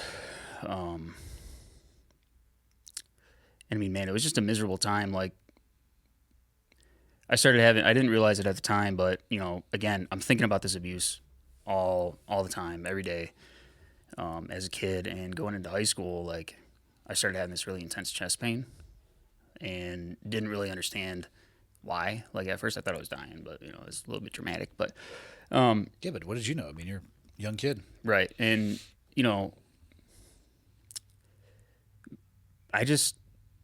we're in a period now where mental health is more discussed, and it's more, For sure. Less stigma. Yeah, less stigma about it. Social workers in high schools and whatnot, and with the school apparatus out there trying to identify things and provide resources, and that's cool. But when I was in high school, I just didn't know what was happening, and I would be like in class. Just so you know, I don't think anybody does. Right. Yeah. I look back at high school. I'm lucky I fucking survived. Dude, Right. that's, to me, that's a little bit little bit same here too. Yeah. Because I was a troublemaker. I mean, I wasn't trying to be a troublemaker. I just didn't know anything. Yeah. And I thought I knew everything. I feel had these invincible. ridiculously formed opinions based on absolutely no knowledge or wisdom whatsoever or context on the greater world. Yep. Yeah, I graduated high school. I was 18 years old. I was an idiot. Baby. Yeah. Babies at 18. Yeah. An adult on paper. I look back at that, fucking hilarious. Right. But hey, I could join the military and get issued a machine gun, which actually I'm pretty thankful for. That was pretty awesome. Yeah. Yeah. So- It's important. So, yeah, man. I mean, I'd just be in class and I'd be like, so, and also part of the story is like, I was born with degenerative hearing loss and tinnitus. You were born with tinnitus. Yeah. I was born with it. It's the first I've heard of that. That sucks. Yeah, due to the it was like nerve damage during childbirth or whatever. I wear hearing aids. They're called lyrics, and they sit next to your eardrum. You can't see them. It enables me to hear. But Can you Bluetooth to your phone? No, I can't. But there's That'd hearing be- aids out there where you know. can. And That'd I'm be like, dope. You could listen to music and people would think you're listening to them. Shit. Yeah, no. When I get annoyed with my kids, I just shut them off. I just Yeah. not really, but it's a method. If I really want to get some good sleep, I do it with my hearing aids off. How much can you hear without your hearing aids? At this stage of the game, because it's a continual loss, I'm not sure what the actual reading was. Probably not much. Yeah, not good. Like 50%. You said it's right up against the eardrum? Yeah, Do you put them in there or does a doctor? I put them in. Michael, why don't you pull up Lyric hearing aids, just so people can see them because they're actually really cool. How do Michiganians spell lyric? Lyric, Lyri. Michael, why does our goddamn screen do I that? don't know. It's really annoying though. There it is, right there. Boom. Holy cow. Yeah. It just kind of looks like a shooting ear pro, yeah. Out of sight, out of mind, around the clock. Yep. Waterproof, I'm assuming? No, so the only thing I can't do is swim underwater. Can you take a shower? Yeah. Okay. Yep. There's no battery changing. Holy They shit, last- that's way deep in there. Oh yeah. Yep. And I mean, you start out like they don't let you put those things in yourself because you can hurt yourself. But Yeah. I've been wearing them for a good decade now. Yeah, and, months at a time, can vary depending on the patient individual ear conditions. They mail them to me, and I swap them out when they're dead. Keep scrolling down, Michael. This is fascinating. So Do they have an ordering site, Michael? I think I think this you is can it. only go through like a provider. Maybe. I just want to get Michael Oh, some. provider. Yeah. They're pretty rad. I have all these things I want to like fuck with Michael. I want to have him wear like chemical, biological, and radiological stuff with a gas mask for a show. I'm never able to follow through with it though. We have so many things we've said we're going to do and I haven't done to Yeah. yet, Michael. Shame. That's cool. All right. Fair enough. Yeah. So I had this like, but of course, so I started wearing hearing aids when we might as well just get into it. So I started wearing hearing aids as a young kid. I got it pretty early on. So I had like this big, bulky, like green hearing aid. And How'd that work out for you as a kid? I thought it was the shit until I went to school. Yeah. So What'd your classmates think? it ridiculed me a lot. So I Young started- human beings are the fucking worst. They are, dude. I say this as somebody who was one of the worst of Little young kids human are beings. savage, dude. They just and- don't know. They don't. They just don't know how impactful the things that they say can actually be. Yeah. You can have a flippant conversation or a comment and forget about it in an instant, and some of the things you say can stick with people for a lifetime. Yeah. Yeah. So like I was wearing this hearing aid and kind of getting made fun of, and then like it progressed to the point where I needed 2 hearing aids. What'd they call you? Well, a very prominent one I can remember was Goldilocks because I don't have any hair now, but back Okay. in the day, I used to try to overcome and like hide the dual hearing aid action. Yeah. I grew my hair out, and as a kid, I had super blonde hair. Okay. So then they started calling me Goldilocks. That's not that bad. What else? It's not that bad, no. Just a lot of like, if I didn't hear anything, they'd be like, "What?" Like deaf kid, like that kind of stuff. That's the shit my dad does. He needs hearing aids, and I'll say things like, "Hey, Dad," yeah. and he'll sit there. I know this motherfucker can hear me too, by the way. I'm like, "Hey, Dad," and he'll finally look. I'm like, "Dude, you need hearing aids," and he goes, "What? Huh? Huh? He's been doing that shit to me, Michael, just so you know, since I was a little kid. So now I don't even engage. I'm like, I know what you're doing. That's funny. Yeah, Yeah. So like as a it's little not kid, funny. He's a fucking pain in the ass. I'd be careful though. Like I mean, Your dad was in Nam, wasn't he? Like, What does that have to do with anything? I don't know, man. I'll beat that old man's fucking ass. fair enough. I will put a Lego on the floor and he will trip over it and break his fucking hip.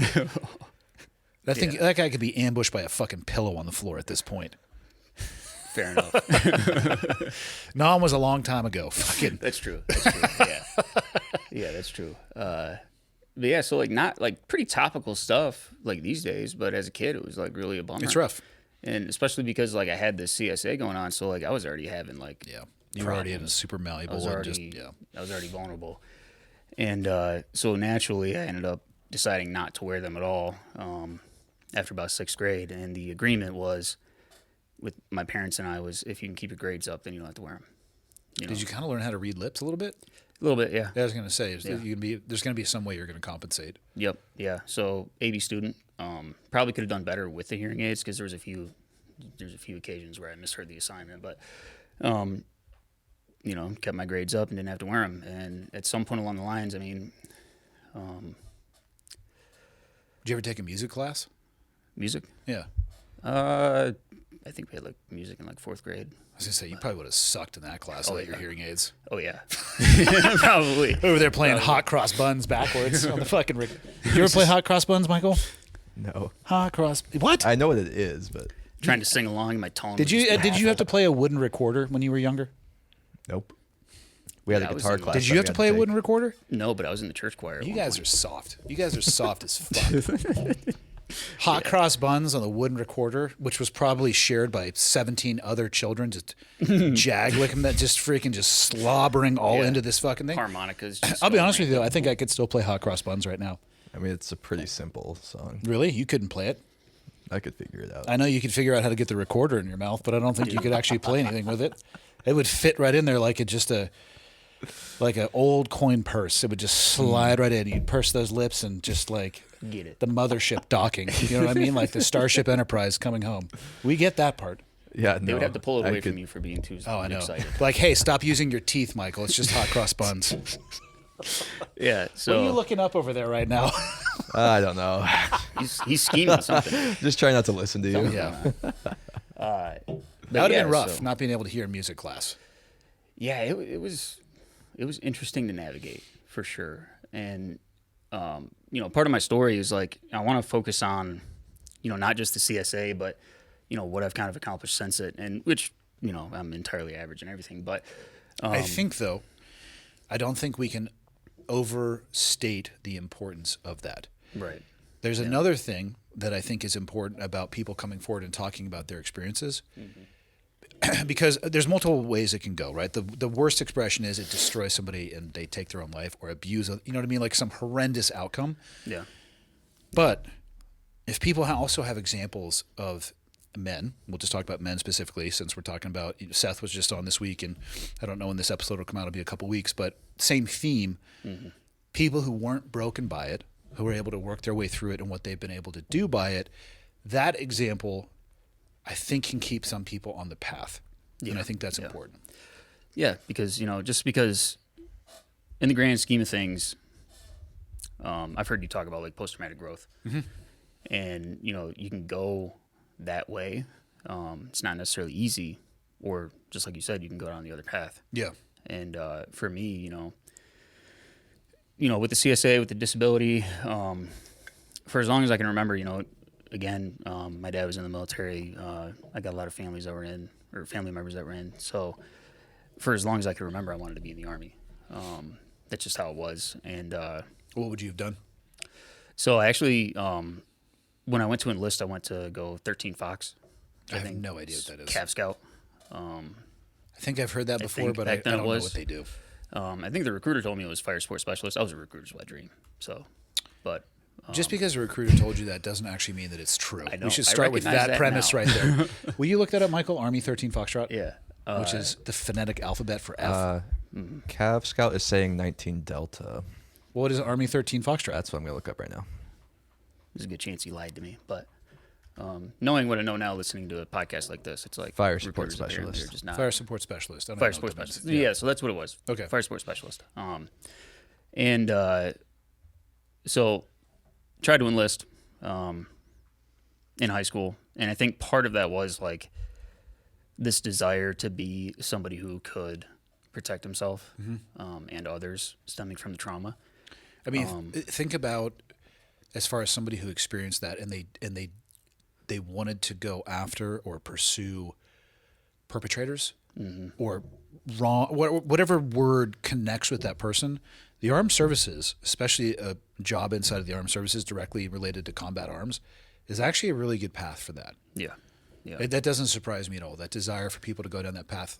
I'll use the term bully, right? Like people who hate bullies, like, well, this is a job where I can fucking smash bullies. Again, the word doesn't necessarily directly apply to maybe the enemy of our country, but I think people get the point. Yeah. Yeah. So, that was like what I was going to do. So, parents signed for me early because I was 17 at the time. And so I'm going to like future soldier training or whatever with the recruiter, and we're doing things. And Do you have like lasers and stuff? no. Because that's what I think when you say future soldier training. Yeah, no. Literally, Starship Troopers. we would either sit in his recruiting station with like all the other Army recruits, and he would just teach us stuff about the Army, or we would go do like PT. On one occasion, we did like a simulated helicopter crash. Did you guys actually have a helicopter? No. Okay. No, we literally walked out onto some state land. And Sounds he's like, very okay, here's what we're realistic. doing. And, this is the middle of the summer. It's hot. Mosquitoes are out. And he's like, wear your PTs. So, like, I wore my gym shorts cut off or something like that. And we go out in the woods, and we're just getting ate the fuck up by mosquitoes the entire time. And I guess that could be a portion of a helicopter crash. I guess. And so he's like, all right, here's what we're doing. Like, simulated helicopter crash. You're hurt. You're hurt. You have to carry her. And we just went like walking through the woods. And I was like, okay, this is That's called a board interesting. recruiter. Yeah. Yeah. Yeah, I didn't. So anyways, but I'm also picking up like all the Army swag I can carry home. So like shirts, bags, all that stuff. But I end up going to MEPS, and I score a 3 on the hearing test. And Yeah, the old booth doesn't lie. right.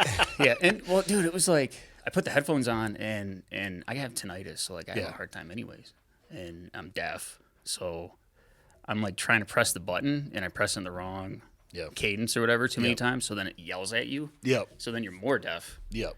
And the booth doesn't lie. No, the long and the short of it is I ended up getting disqualified. Yeah. So I was super bummed because that's like what my dream was. And then fortunately, I kind of had this epiphany that I need a plan B. And I'd been neglecting school because I'm like, school, whatever. I'll go in the Army. I'll do college later. Like, whatever.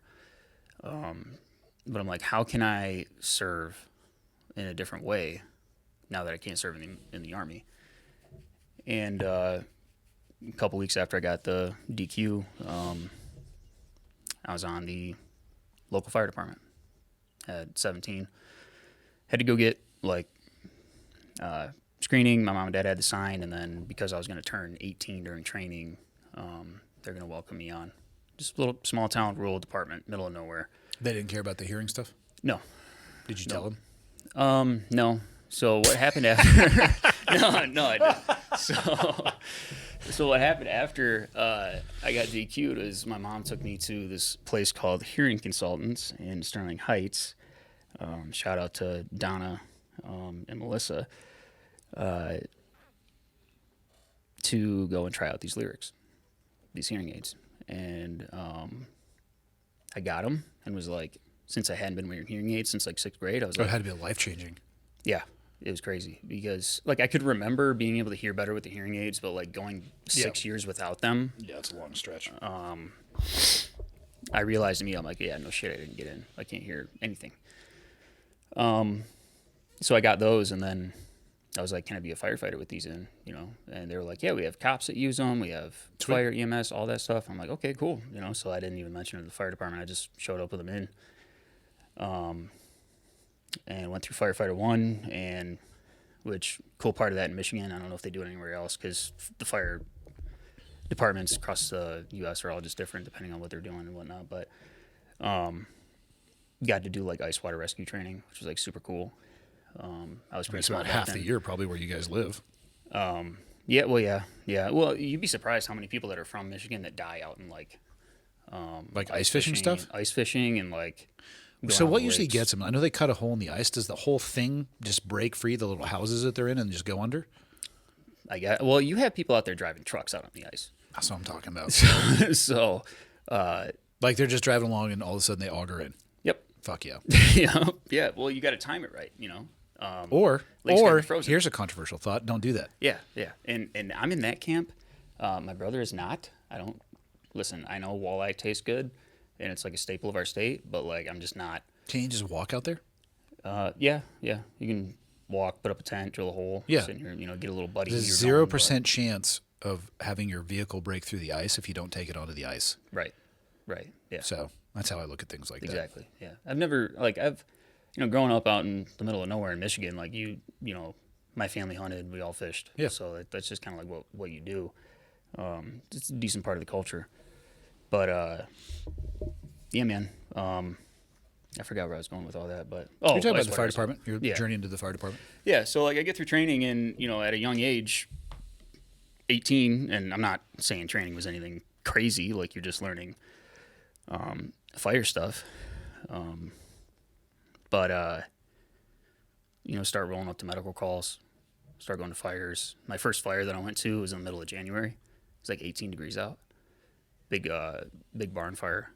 It's like massive shed with a hay mow in it. And A what? A hay mow. Do you think I know what that is? You I guess not. Michiganians use words that, like, what are you talking about? So a hay mow is, it's like where you stack all your hay bales inside of a barn or a structure. So a stack of hay bales? It's a stack of hay bales. It's a big stack. Okay. Big stack. Yeah, I could see how that would Well, burn. apparently, so this is crazy. It's crazy. But if you stack your hay and some of it is wet, It'll start itself on fire. it'll start itself on fire. Yep. So, yeah, the fire that popped my fire cherry was out in freezing weather, with a hay mow that just would not go out in this massive shed, sheet metal barn, and we were out there for like 8 hours, just getting after it. So that was it was like really cool. It's really fun. Like a lot of people, I feel like when they talk about their fire experience, like 90% of the job, like if you're there to do it and you have a desire to do it, it's fun. You know, it might suck, it's physically demanding, whatever, but That's true of any job for clarity. right, yeah. But, you know, there's that 10% of like the shit that you're going to see, you know, that's Yeah. going to bother you. And so there was a little bit of that when I was 18, but then, you know, when I moved out, I got onto the Saginaw Township Fire Department Station 1. Saginaw is probably similar to Kalispell in like, Size-wise? yeah, Okay. size-wise, yeah. And there it was every day, every other day. Going to a call, whether it's car wreck, false alarm, smoke, actual fire, stuff like that. So I found myself like trying to serve in this other way, and I ended up picking. That's kind of like when I picked up my PTSD diagnosis. Is I was kind of going to these things, and when I look back, I can see that it was more the childhood trauma that was influencing a lot of these behaviors that I was getting, like the drinking. I had a lot of anger. I got diagnosed with like clinical anger issues at like 19. The nightmares, like the general like irritability. In hindsight, I think a lot of it was coming from the CSA, but I didn't feel comfortable disclosing it. I was still under like, I'm just going to live this in secret. But I went to a therapist, and so that I started seeing therapy for like fire related. So I talk about the fire related things, and ultimately it just didn't change any kind of like the course of my life after that, because I wasn't targeting the real issue. That's not to say I wasn't seeing death or situations that are just rotten. Yeah, you were treating the symptoms, not the root cause. Yeah. Yeah. And what did I do as a young firefighter who was kind of just clinging to this victimhood? Is I went and drank over it instead of actually really talking about it. I mean, I talked about it in therapy, but I was still like, if I had a bad call, I'd just go home and drink. And I isolated a lot. You know, with male survivors of CSA, like isolationism is kind of a coping mechanism. You know, at the time, that's what you think you need to do in order to protect yourself. And I think it manifests, at least it did for me, in adulthood, where like, dude, when I moved out, like I wasn't going to see my friends. Like I'd come home every once in a while, visit my parents. I'd hang out with my boy Freddie, he's my cousin, and we were tight growing up, so I'd hang out with him. But otherwise, like, I go to college, didn't make any friends in college. Some people are like that, though. Yeah. You know, when did you meet your wife? So I met my wife shortly after I graduated high school. She was a senior, so a year behind me. And,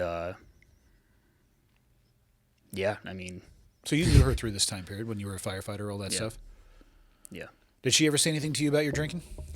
All the time. All the time. And, you know, part of the story is also, like, I am the protagonist and I am the antagonist. You know, I'm both. I was such a... Like, my wife... So, to give you an idea of, like, what my wife was coming from, like... I don't want to get too deep into it because it's in the past and everything's better now, but she did not have like an ideal childhood.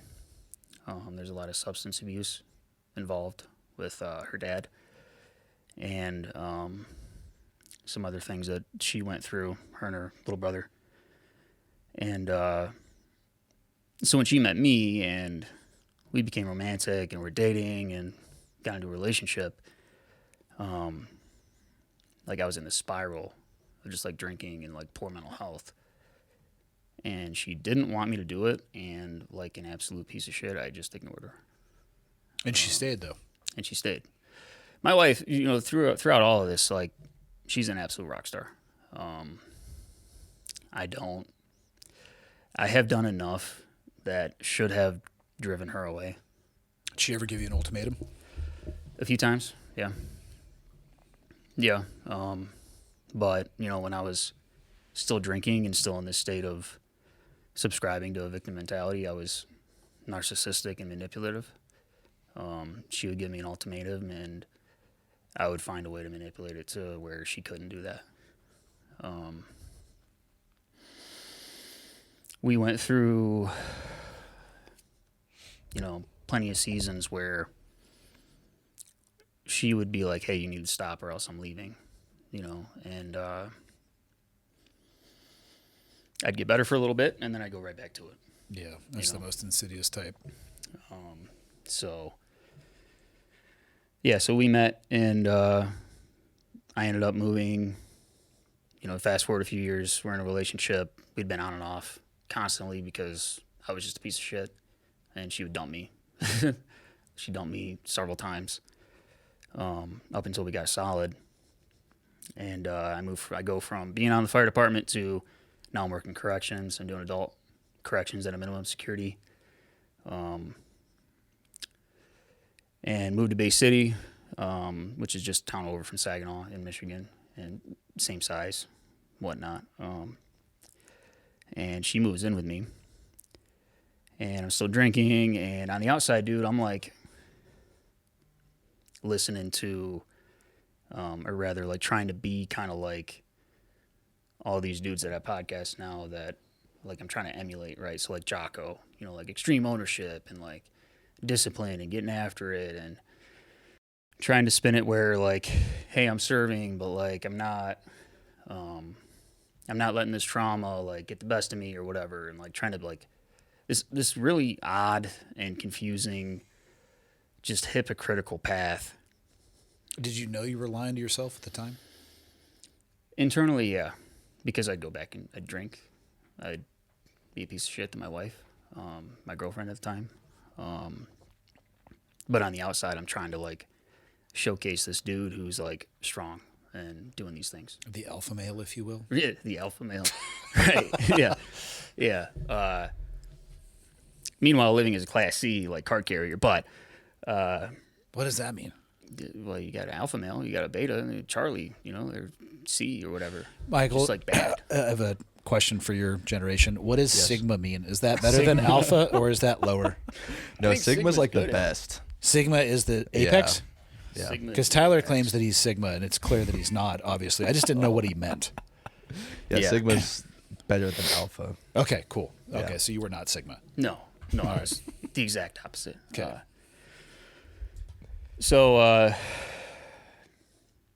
Yeah. Turned 21. I go from adult corrections to juvenile corrections, and still just drinking a fuck ton. I mean, 6-7 Milwaukee Best and 4 shots every night.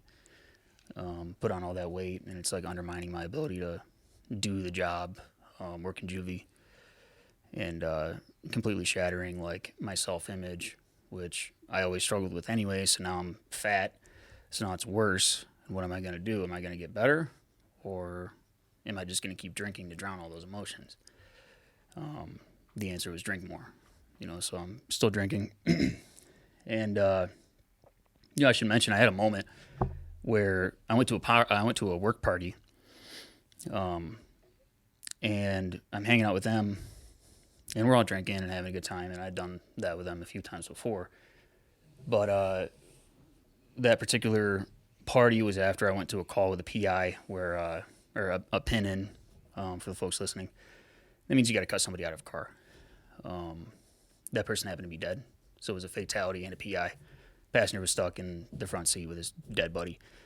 But, so, what did I do? Well, in this period of my life, it was, let's get drunk. Oh, there's a party tonight. I'll just get drunk anyways. So then I do the awesome thing that I used to do, which was, I'm going to get drunk and tell everybody about it at the party and get sympathy and enjoy the social benefit of that. And got blackout drunk. Don't remember anything after absolutely crushing it, playing some Pong. And He's having ping pong? no, just Pong, just throwing ping pong balls back and forth, trying to get into the cup. You ever played that drinking beer game? pong. Yeah, beer pong. Yeah, sorry. No, I'm not a fucking child. I've never played that game. Fair enough.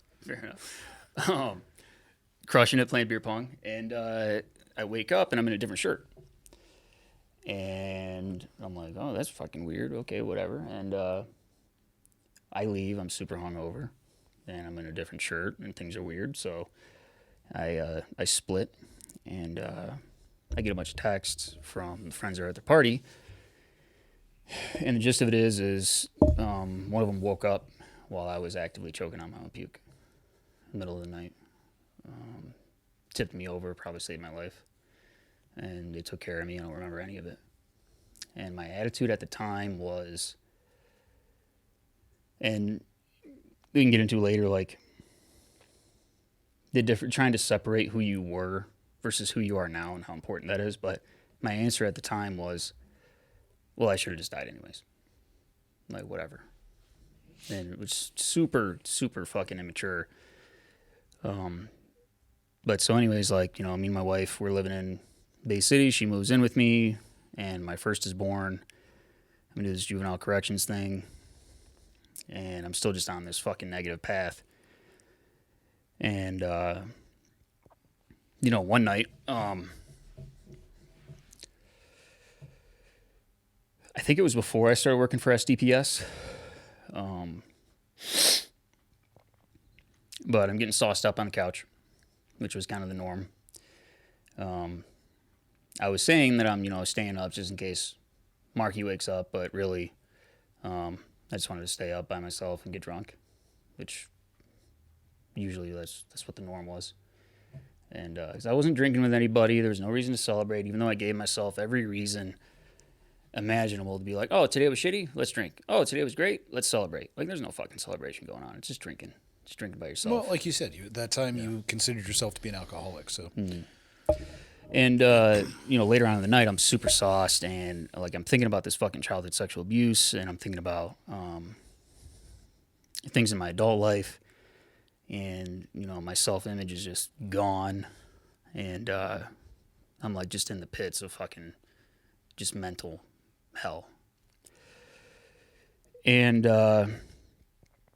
so I kind of I stumble over into the kitchen, and I pull out a kitchen knife, and I put it to my left elbow, the crook of my left elbow, rather. And I'm like, this is it. I'm just going to fucking do it. While my oldest child is asleep in the bedroom just down the hall, and my wife is in her bed. And that's the point that I had arrived to with my own choices and this victim mentality and just not being well. And I'm like sobbing, and I kind of stopped that shit. And I'm super drunk. And I start getting like mad, like I'm going to will myself into this. Like just thinking like, this is it. They don't deserve me, or I don't deserve them, rather. I'm a piece of shit dad. I'm not a good partner. This shit happened to me when I was a kid. I'm just going to end it, you know? And fortunately, you know, out of nowhere, like, my wife comes up behind me, and I didn't hear her come up. I didn't, anything like that. She's not right next to me, but I hear her voice behind me, and she's like, oh my God, what are you doing? She's like, oh my God, Nick, what are you doing? And I turn, and I'm the best thing I can muster. So like immediately she's here, now I'm crying. And so the best thing I can muster at the time was, you stay the fuck away from me. Which is like, nice one, Shakespeare. And she's like, is that how you want us to find you?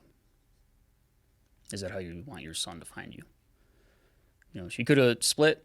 It could have went, you know, I don't know. But she took a step forward and she said that, and I fucking dropped the knife in the sink and just collapsed, you know, crying. And, you know, there's moments in your life where, at least in mine, I can look back and I'm like, this should have been what broke me out. This should have been the moment where I like self-actualized. And that wasn't it. So how'd you get from that point to where you are today? Well, so, you know, didn't go to therapy after that. I kind of cut back on my drinking a little bit, but I was still just getting sauced every night. Just maintenance drinking. What's that? Not a big deal. Just maintenance drinking. Yeah, maintenance, pretty much. Right. Right, exactly. Which is a joke. That is a big deal. But the number of people, well, I don't drink as much anymore. I just still have to drink every night. I'm like, what are you talking about? Right. Yeah. Well, to be clear too, like I should say, if you can drink and you can have fun, like go do it. Like, I'm not going to stop you. I have nothing against that. No. I can't. I don't stop. I need it. You know. Well, that's an important differentiation. People have to recognize that for themselves. Nothing comes without consequence. All choices have consequence.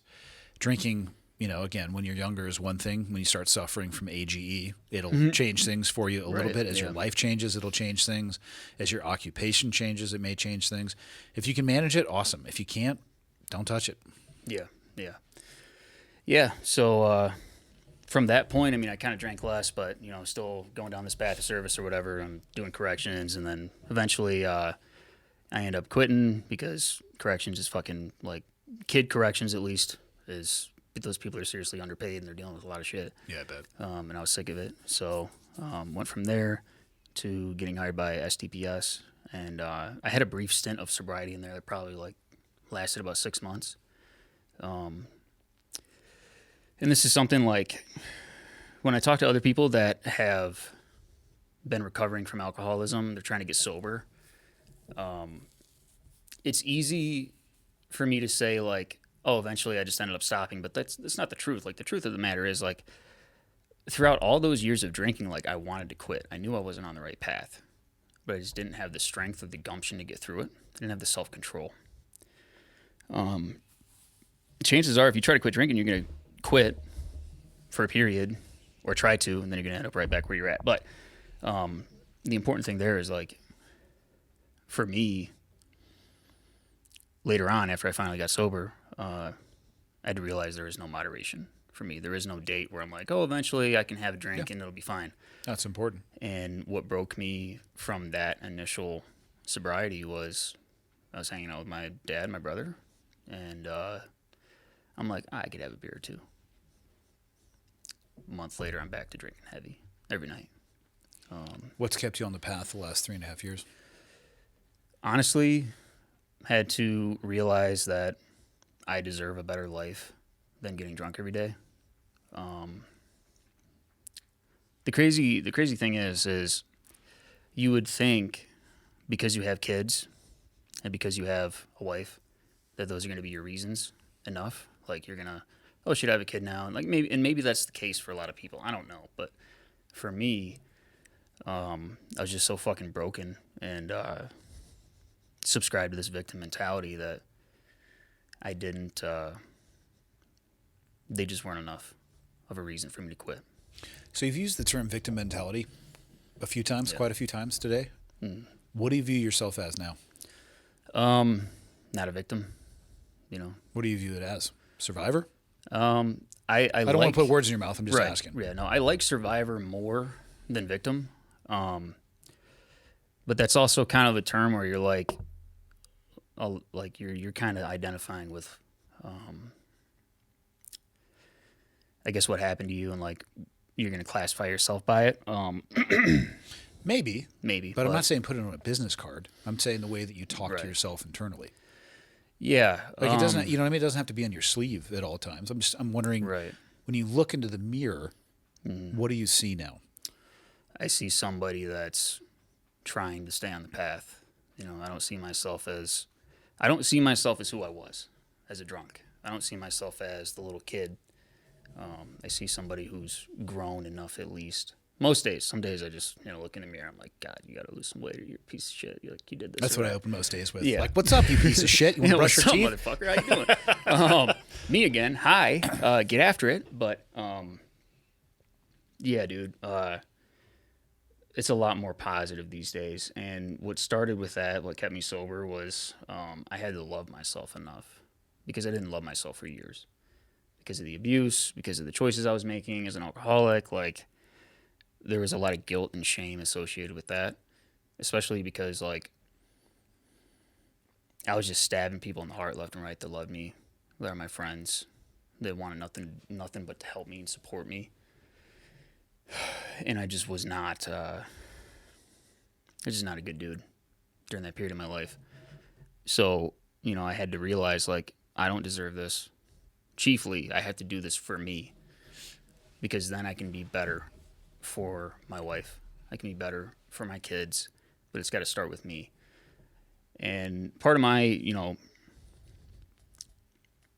I don't disagree with any one given way to get sober. Like, as long as it's not hurting somebody else, like if it keeps you sober, fucking do it. I would have Like to agree. I'm a fan of that. Yeah, there's no recipe that bakes the perfect cake for everybody. Right. Like whatever speaks to you, like you said, as long as you're not preying on somebody else or hurting others, and it works for you, who am I to judge? Right. Exactly. And yeah, like I had to come to a place where like I have to do this for me. Like it has to be me because people are gonna die. Jobs are gonna be temporary, or they come and go. If I do it for my wife, what happens if we get divorced one day? Well, that was my main reason to get sober. So now what am I going to do? Am I going to fall back into it? Or do I have the gumption to get through now that my main reason to getting sober is gone? What do you think is the main risk to your sobriety now? Honestly, I don't know, because it's gotten a lot easier to say no. The itch is still there some days. And It's going to be there every day. yeah. I mean, there's a constant level. From the people I've talked to who have recovered from alcoholism, they don't ever say that they're not an alcoholic anymore. Right, yeah. They're just an Recovered alcoholic that doesn't drink. But they're still an alcoholic. They're just choosing not to participate in the thing that'll drag them to the bottom of the ocean if they let it. Yeah, exactly. So I think it's always going to be there. And again, I'm not speaking from personal experience, but I know enough people that are fighting that, and they all describe it exactly the same way. Yeah. There's not one day where you're like, today is the day I'm done. It's like every day. Yeah. I have my kind of method of dealing with it now. Like, something if I really get the urge to drink, I go buy like a bag of candy instead. Like just little shit like that sometimes too. Does that satisfy the urge? A little bit, I think. Doesn't help on the scales, though, does it? No, it doesn't. Where's your inner Jocko? Go do 1,000,000 burpees. I know, right? I was getting pretty good, and then for some reason I just fell off these last like month or two. It's all right. Just another opportunity to get back on. My boy Brian, it's funny, we were joking a while back, like I was getting like really fit and everything, and then he goes, "You start going the opposite direction, I'll take you out back, just shoot you." Dude, it takes 3 times as long to make progress as it does to lose the progress. Oh yeah. You take a day off from the gym or your diet, you're like, I'm fucking done. This is the way I am for the rest of my life. Yeah. It took you about 2 years to get to that point. You're like, it's all gone. It's all over. Right. Yeah. But yeah, no, like what keeps me sober now is just that thought, like, hey, like I have to have this for me, and I don't deserve that shit. And I think the biggest risk, honestly, is just any given time of grief or just real struggle is when it starts getting more, whether it's financial or, me and my wife have had our ups and downs. We're just like any married couple, like we have issues. I've done a lot of negative shit in our relationship. She's nothing but a saint for sticking by, but and supporting me. But everyday stress and anything significant in our relationships, it's like it drives you towards that, drives the needle that way. And for me, fortunately, with my sobriety now, and with what started back on September 9th, although 3 years ago, was I just have this will and this gumption that like I'm not gonna fucking drink. Good.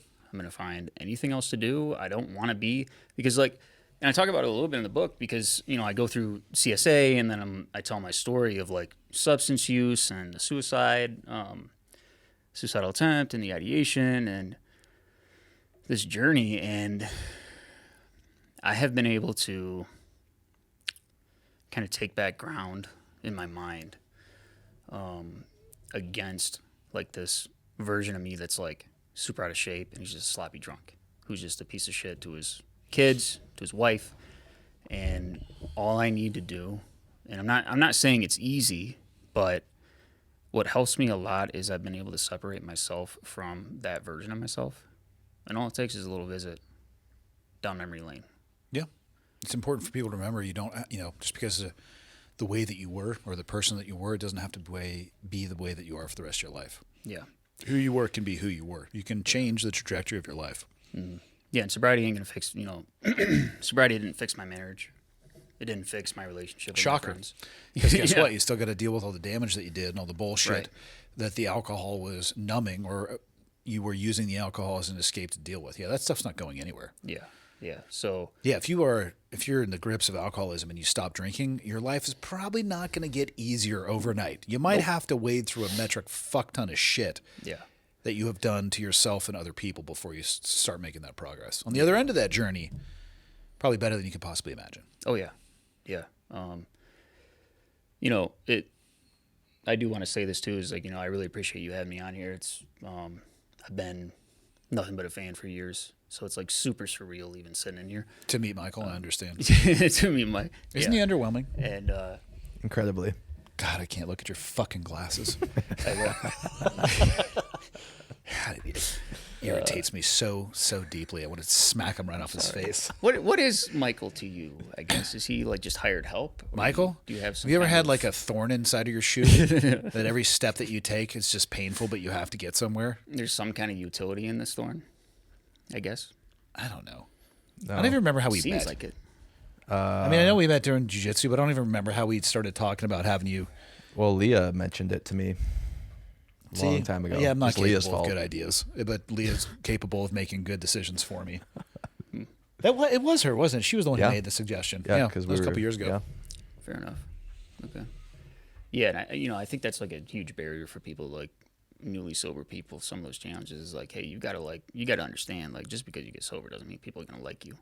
Oh no, the damage that you've done to other people is real. And you may. Here's the thing about. I've heard this excuse a few times from people. Well, I don't remember doing it, so what's the big deal? Like, yeah, the person that you did it to may have a much better memory than you did, so it might not be a big deal to you because you were on like full robot autonomous mode, but guess what? It was very real to everybody else. Yeah.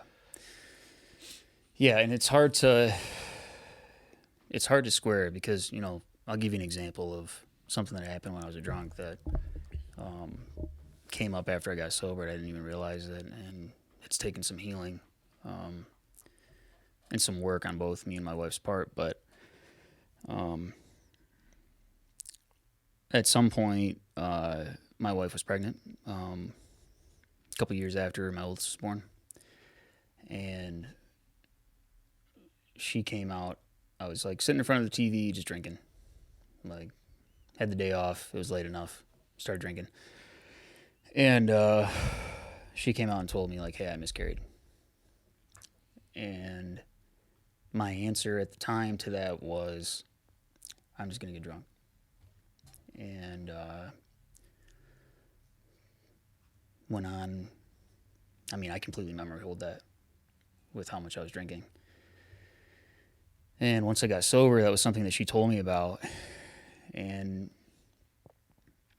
part of the struggle of getting here and trying to be sober and like walking a better path, going to therapy, being a better human being, is I had to square with myself like that level of just being a wretched human being, because she went through that shit alone while I went and got drunk. It's rough. It's rough, but One advice I can give you is just to face it head on. Mm-hmm. Yeah, I mean, you got to have those conversations. You got to start trying to put fire on all those bridges you burnt, and some people aren't gonna. I don't know if that's a good analogy. Yeah, well, fair. Put fire on the bridges that you burnt. Yeah, that's true. Yeah, I think I know what you were getting at, but that one, Yeah. like, I feel like they've already burned, so you're lighting them on fire again. I don't know if maybe water there's on the fire. firefighters who do that. I feel like there is a good amount of firefighters that are pyromaniacs. Yeah. I mean, I like fire, but I think there's some firefighters out there that are pyromaniacs. I get it. I mean,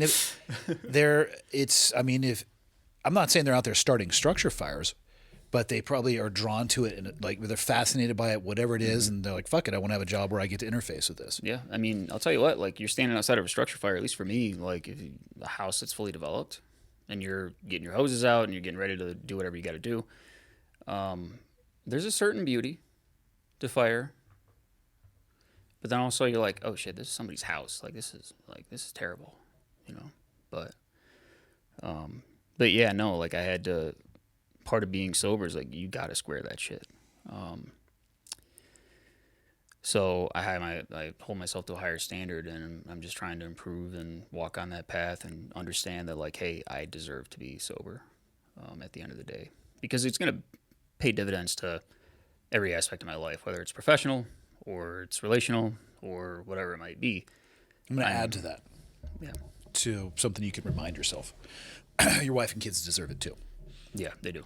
Yeah. So when that needle is trending in that direction, it's beyond just you as well. Like you, of course, deserve it as well, but you're responsible for more than just yourself now. So your wife and kids deserve it too. 100%. Yeah. And I think that's part of it. Like it really has to start with yourself, but also like once you get there, you realize like I was nothing but a monster for my wife and my kid, and they don't deserve that shit. You know? Be careful with that word. I don't know if they would. I mean, maybe ask your wife if she feels that way. Were you falling short of the person that potentially she wanted to be with? Maybe. But maybe she saw who you were and she was willing to weather the storm for that. So be careful with the words you use with yourself, describing fair how enough. you feel about yourself. Dude, we've been at it for a couple hours. I got to bounce out of here relatively soon. The book. Yes. Where can people get the book? So you can get it on Amazon, Kindle. It's enrolled in Kindle Select, so if you have Kindle Unlimited, you can read it for free. It's called Suffering in Silence, Male Childhood Sexual Abuse Survivorship. You can find me on Twitter and Middaugh018, same as Instagram. I have a Substack. It's called The Diary of a Male Survivor. Is that like a blog? Kind of, yeah. Okay. Yeah, if you want to support me, you want to support the mission, overall, like, I'm going to be putting out things that are specific to kind of a survivor's experience there. Mm-hmm. if you like fiction, I got, there's a link tree on my Twitter. You can, or X, you can go check out my fiction on Wattpad. I have a passion for that. What is Overall, Wattpad? so it's like I've realized now that it's kind of like one of those, there's a few things there, but there's a lot of weird shit on Wattpad nowadays. I didn't realize. What is it there. though? Is it an app? Yeah, it's like an app. You can get it as an app, or you can visit the site. Okay. And it's for authors, put out stories. It's free. Okay. Unless you're like paying to read. I haven't done a lot of reading on there, so there's people that have like a premium associated with being able to read their stuff. My fiction's free. I do it for fun. What do you like writing about? Aside from the nonfiction stuff, my current fiction is it's actually zombie apocalypse. Oh Jesus! Come on. So I know, completely cliche, stereotypical. Fucking wife. But has there is. listened to so many goddamn zombie apocalypse books. It's called Welcome to the Fall, and Zombie apocalypse? Yeah. What perspective are you writing it from? The survivor, from the zombie? from the zombie. Actually, that'd be interesting. Would it though? Because they're kind of dead, right? They're not really thinking. They're kind of more like autonomous. What's Depends on the version. Like if it's a zombie, how would you write a perspective of the zombie? They're kind of dead. Right? I feel like you'd have to do it from third person. Like Can your zombies run or can they only walk? if they are freshly turned, they're a little bit quick, but otherwise they just walk. Like a trot? Kind of, yeah. Okay. Kind of, yeah. All right. It follows It's the story. funny though. If you ask people about the zombies, can they run or they walk? It actually splits you into the two different genres. Yeah. There's a whole divide there. Like, Yeah. are we talking George Romero zombies, or we got like? Well, the walking- Brad Pitt movie, which is that, oh damn it, Oh, I know what you're talking. Where was he? they run like a motherfucker. Yeah. See, that's a different genre, Those zombies happen, I'm fucking dead. Like, it's just the end of it. especially if you're like weighing 290. They're gonna be snacking on your bones. Yeah. No, That'd be a that type good of zombie, scary zombie, slowly walking zombie. I don't know, but it's funny. People seem to be in only one of those camps. They cannot accept both of those camps in the fiction world. deal. Right. Yeah. Yeah. If you don't mind, I'd like to say like one more thing about everything. We didn't know what my final question was, so I didn't say Okay, like, we're fair, done like what's right now. My apologies. What else you got? So,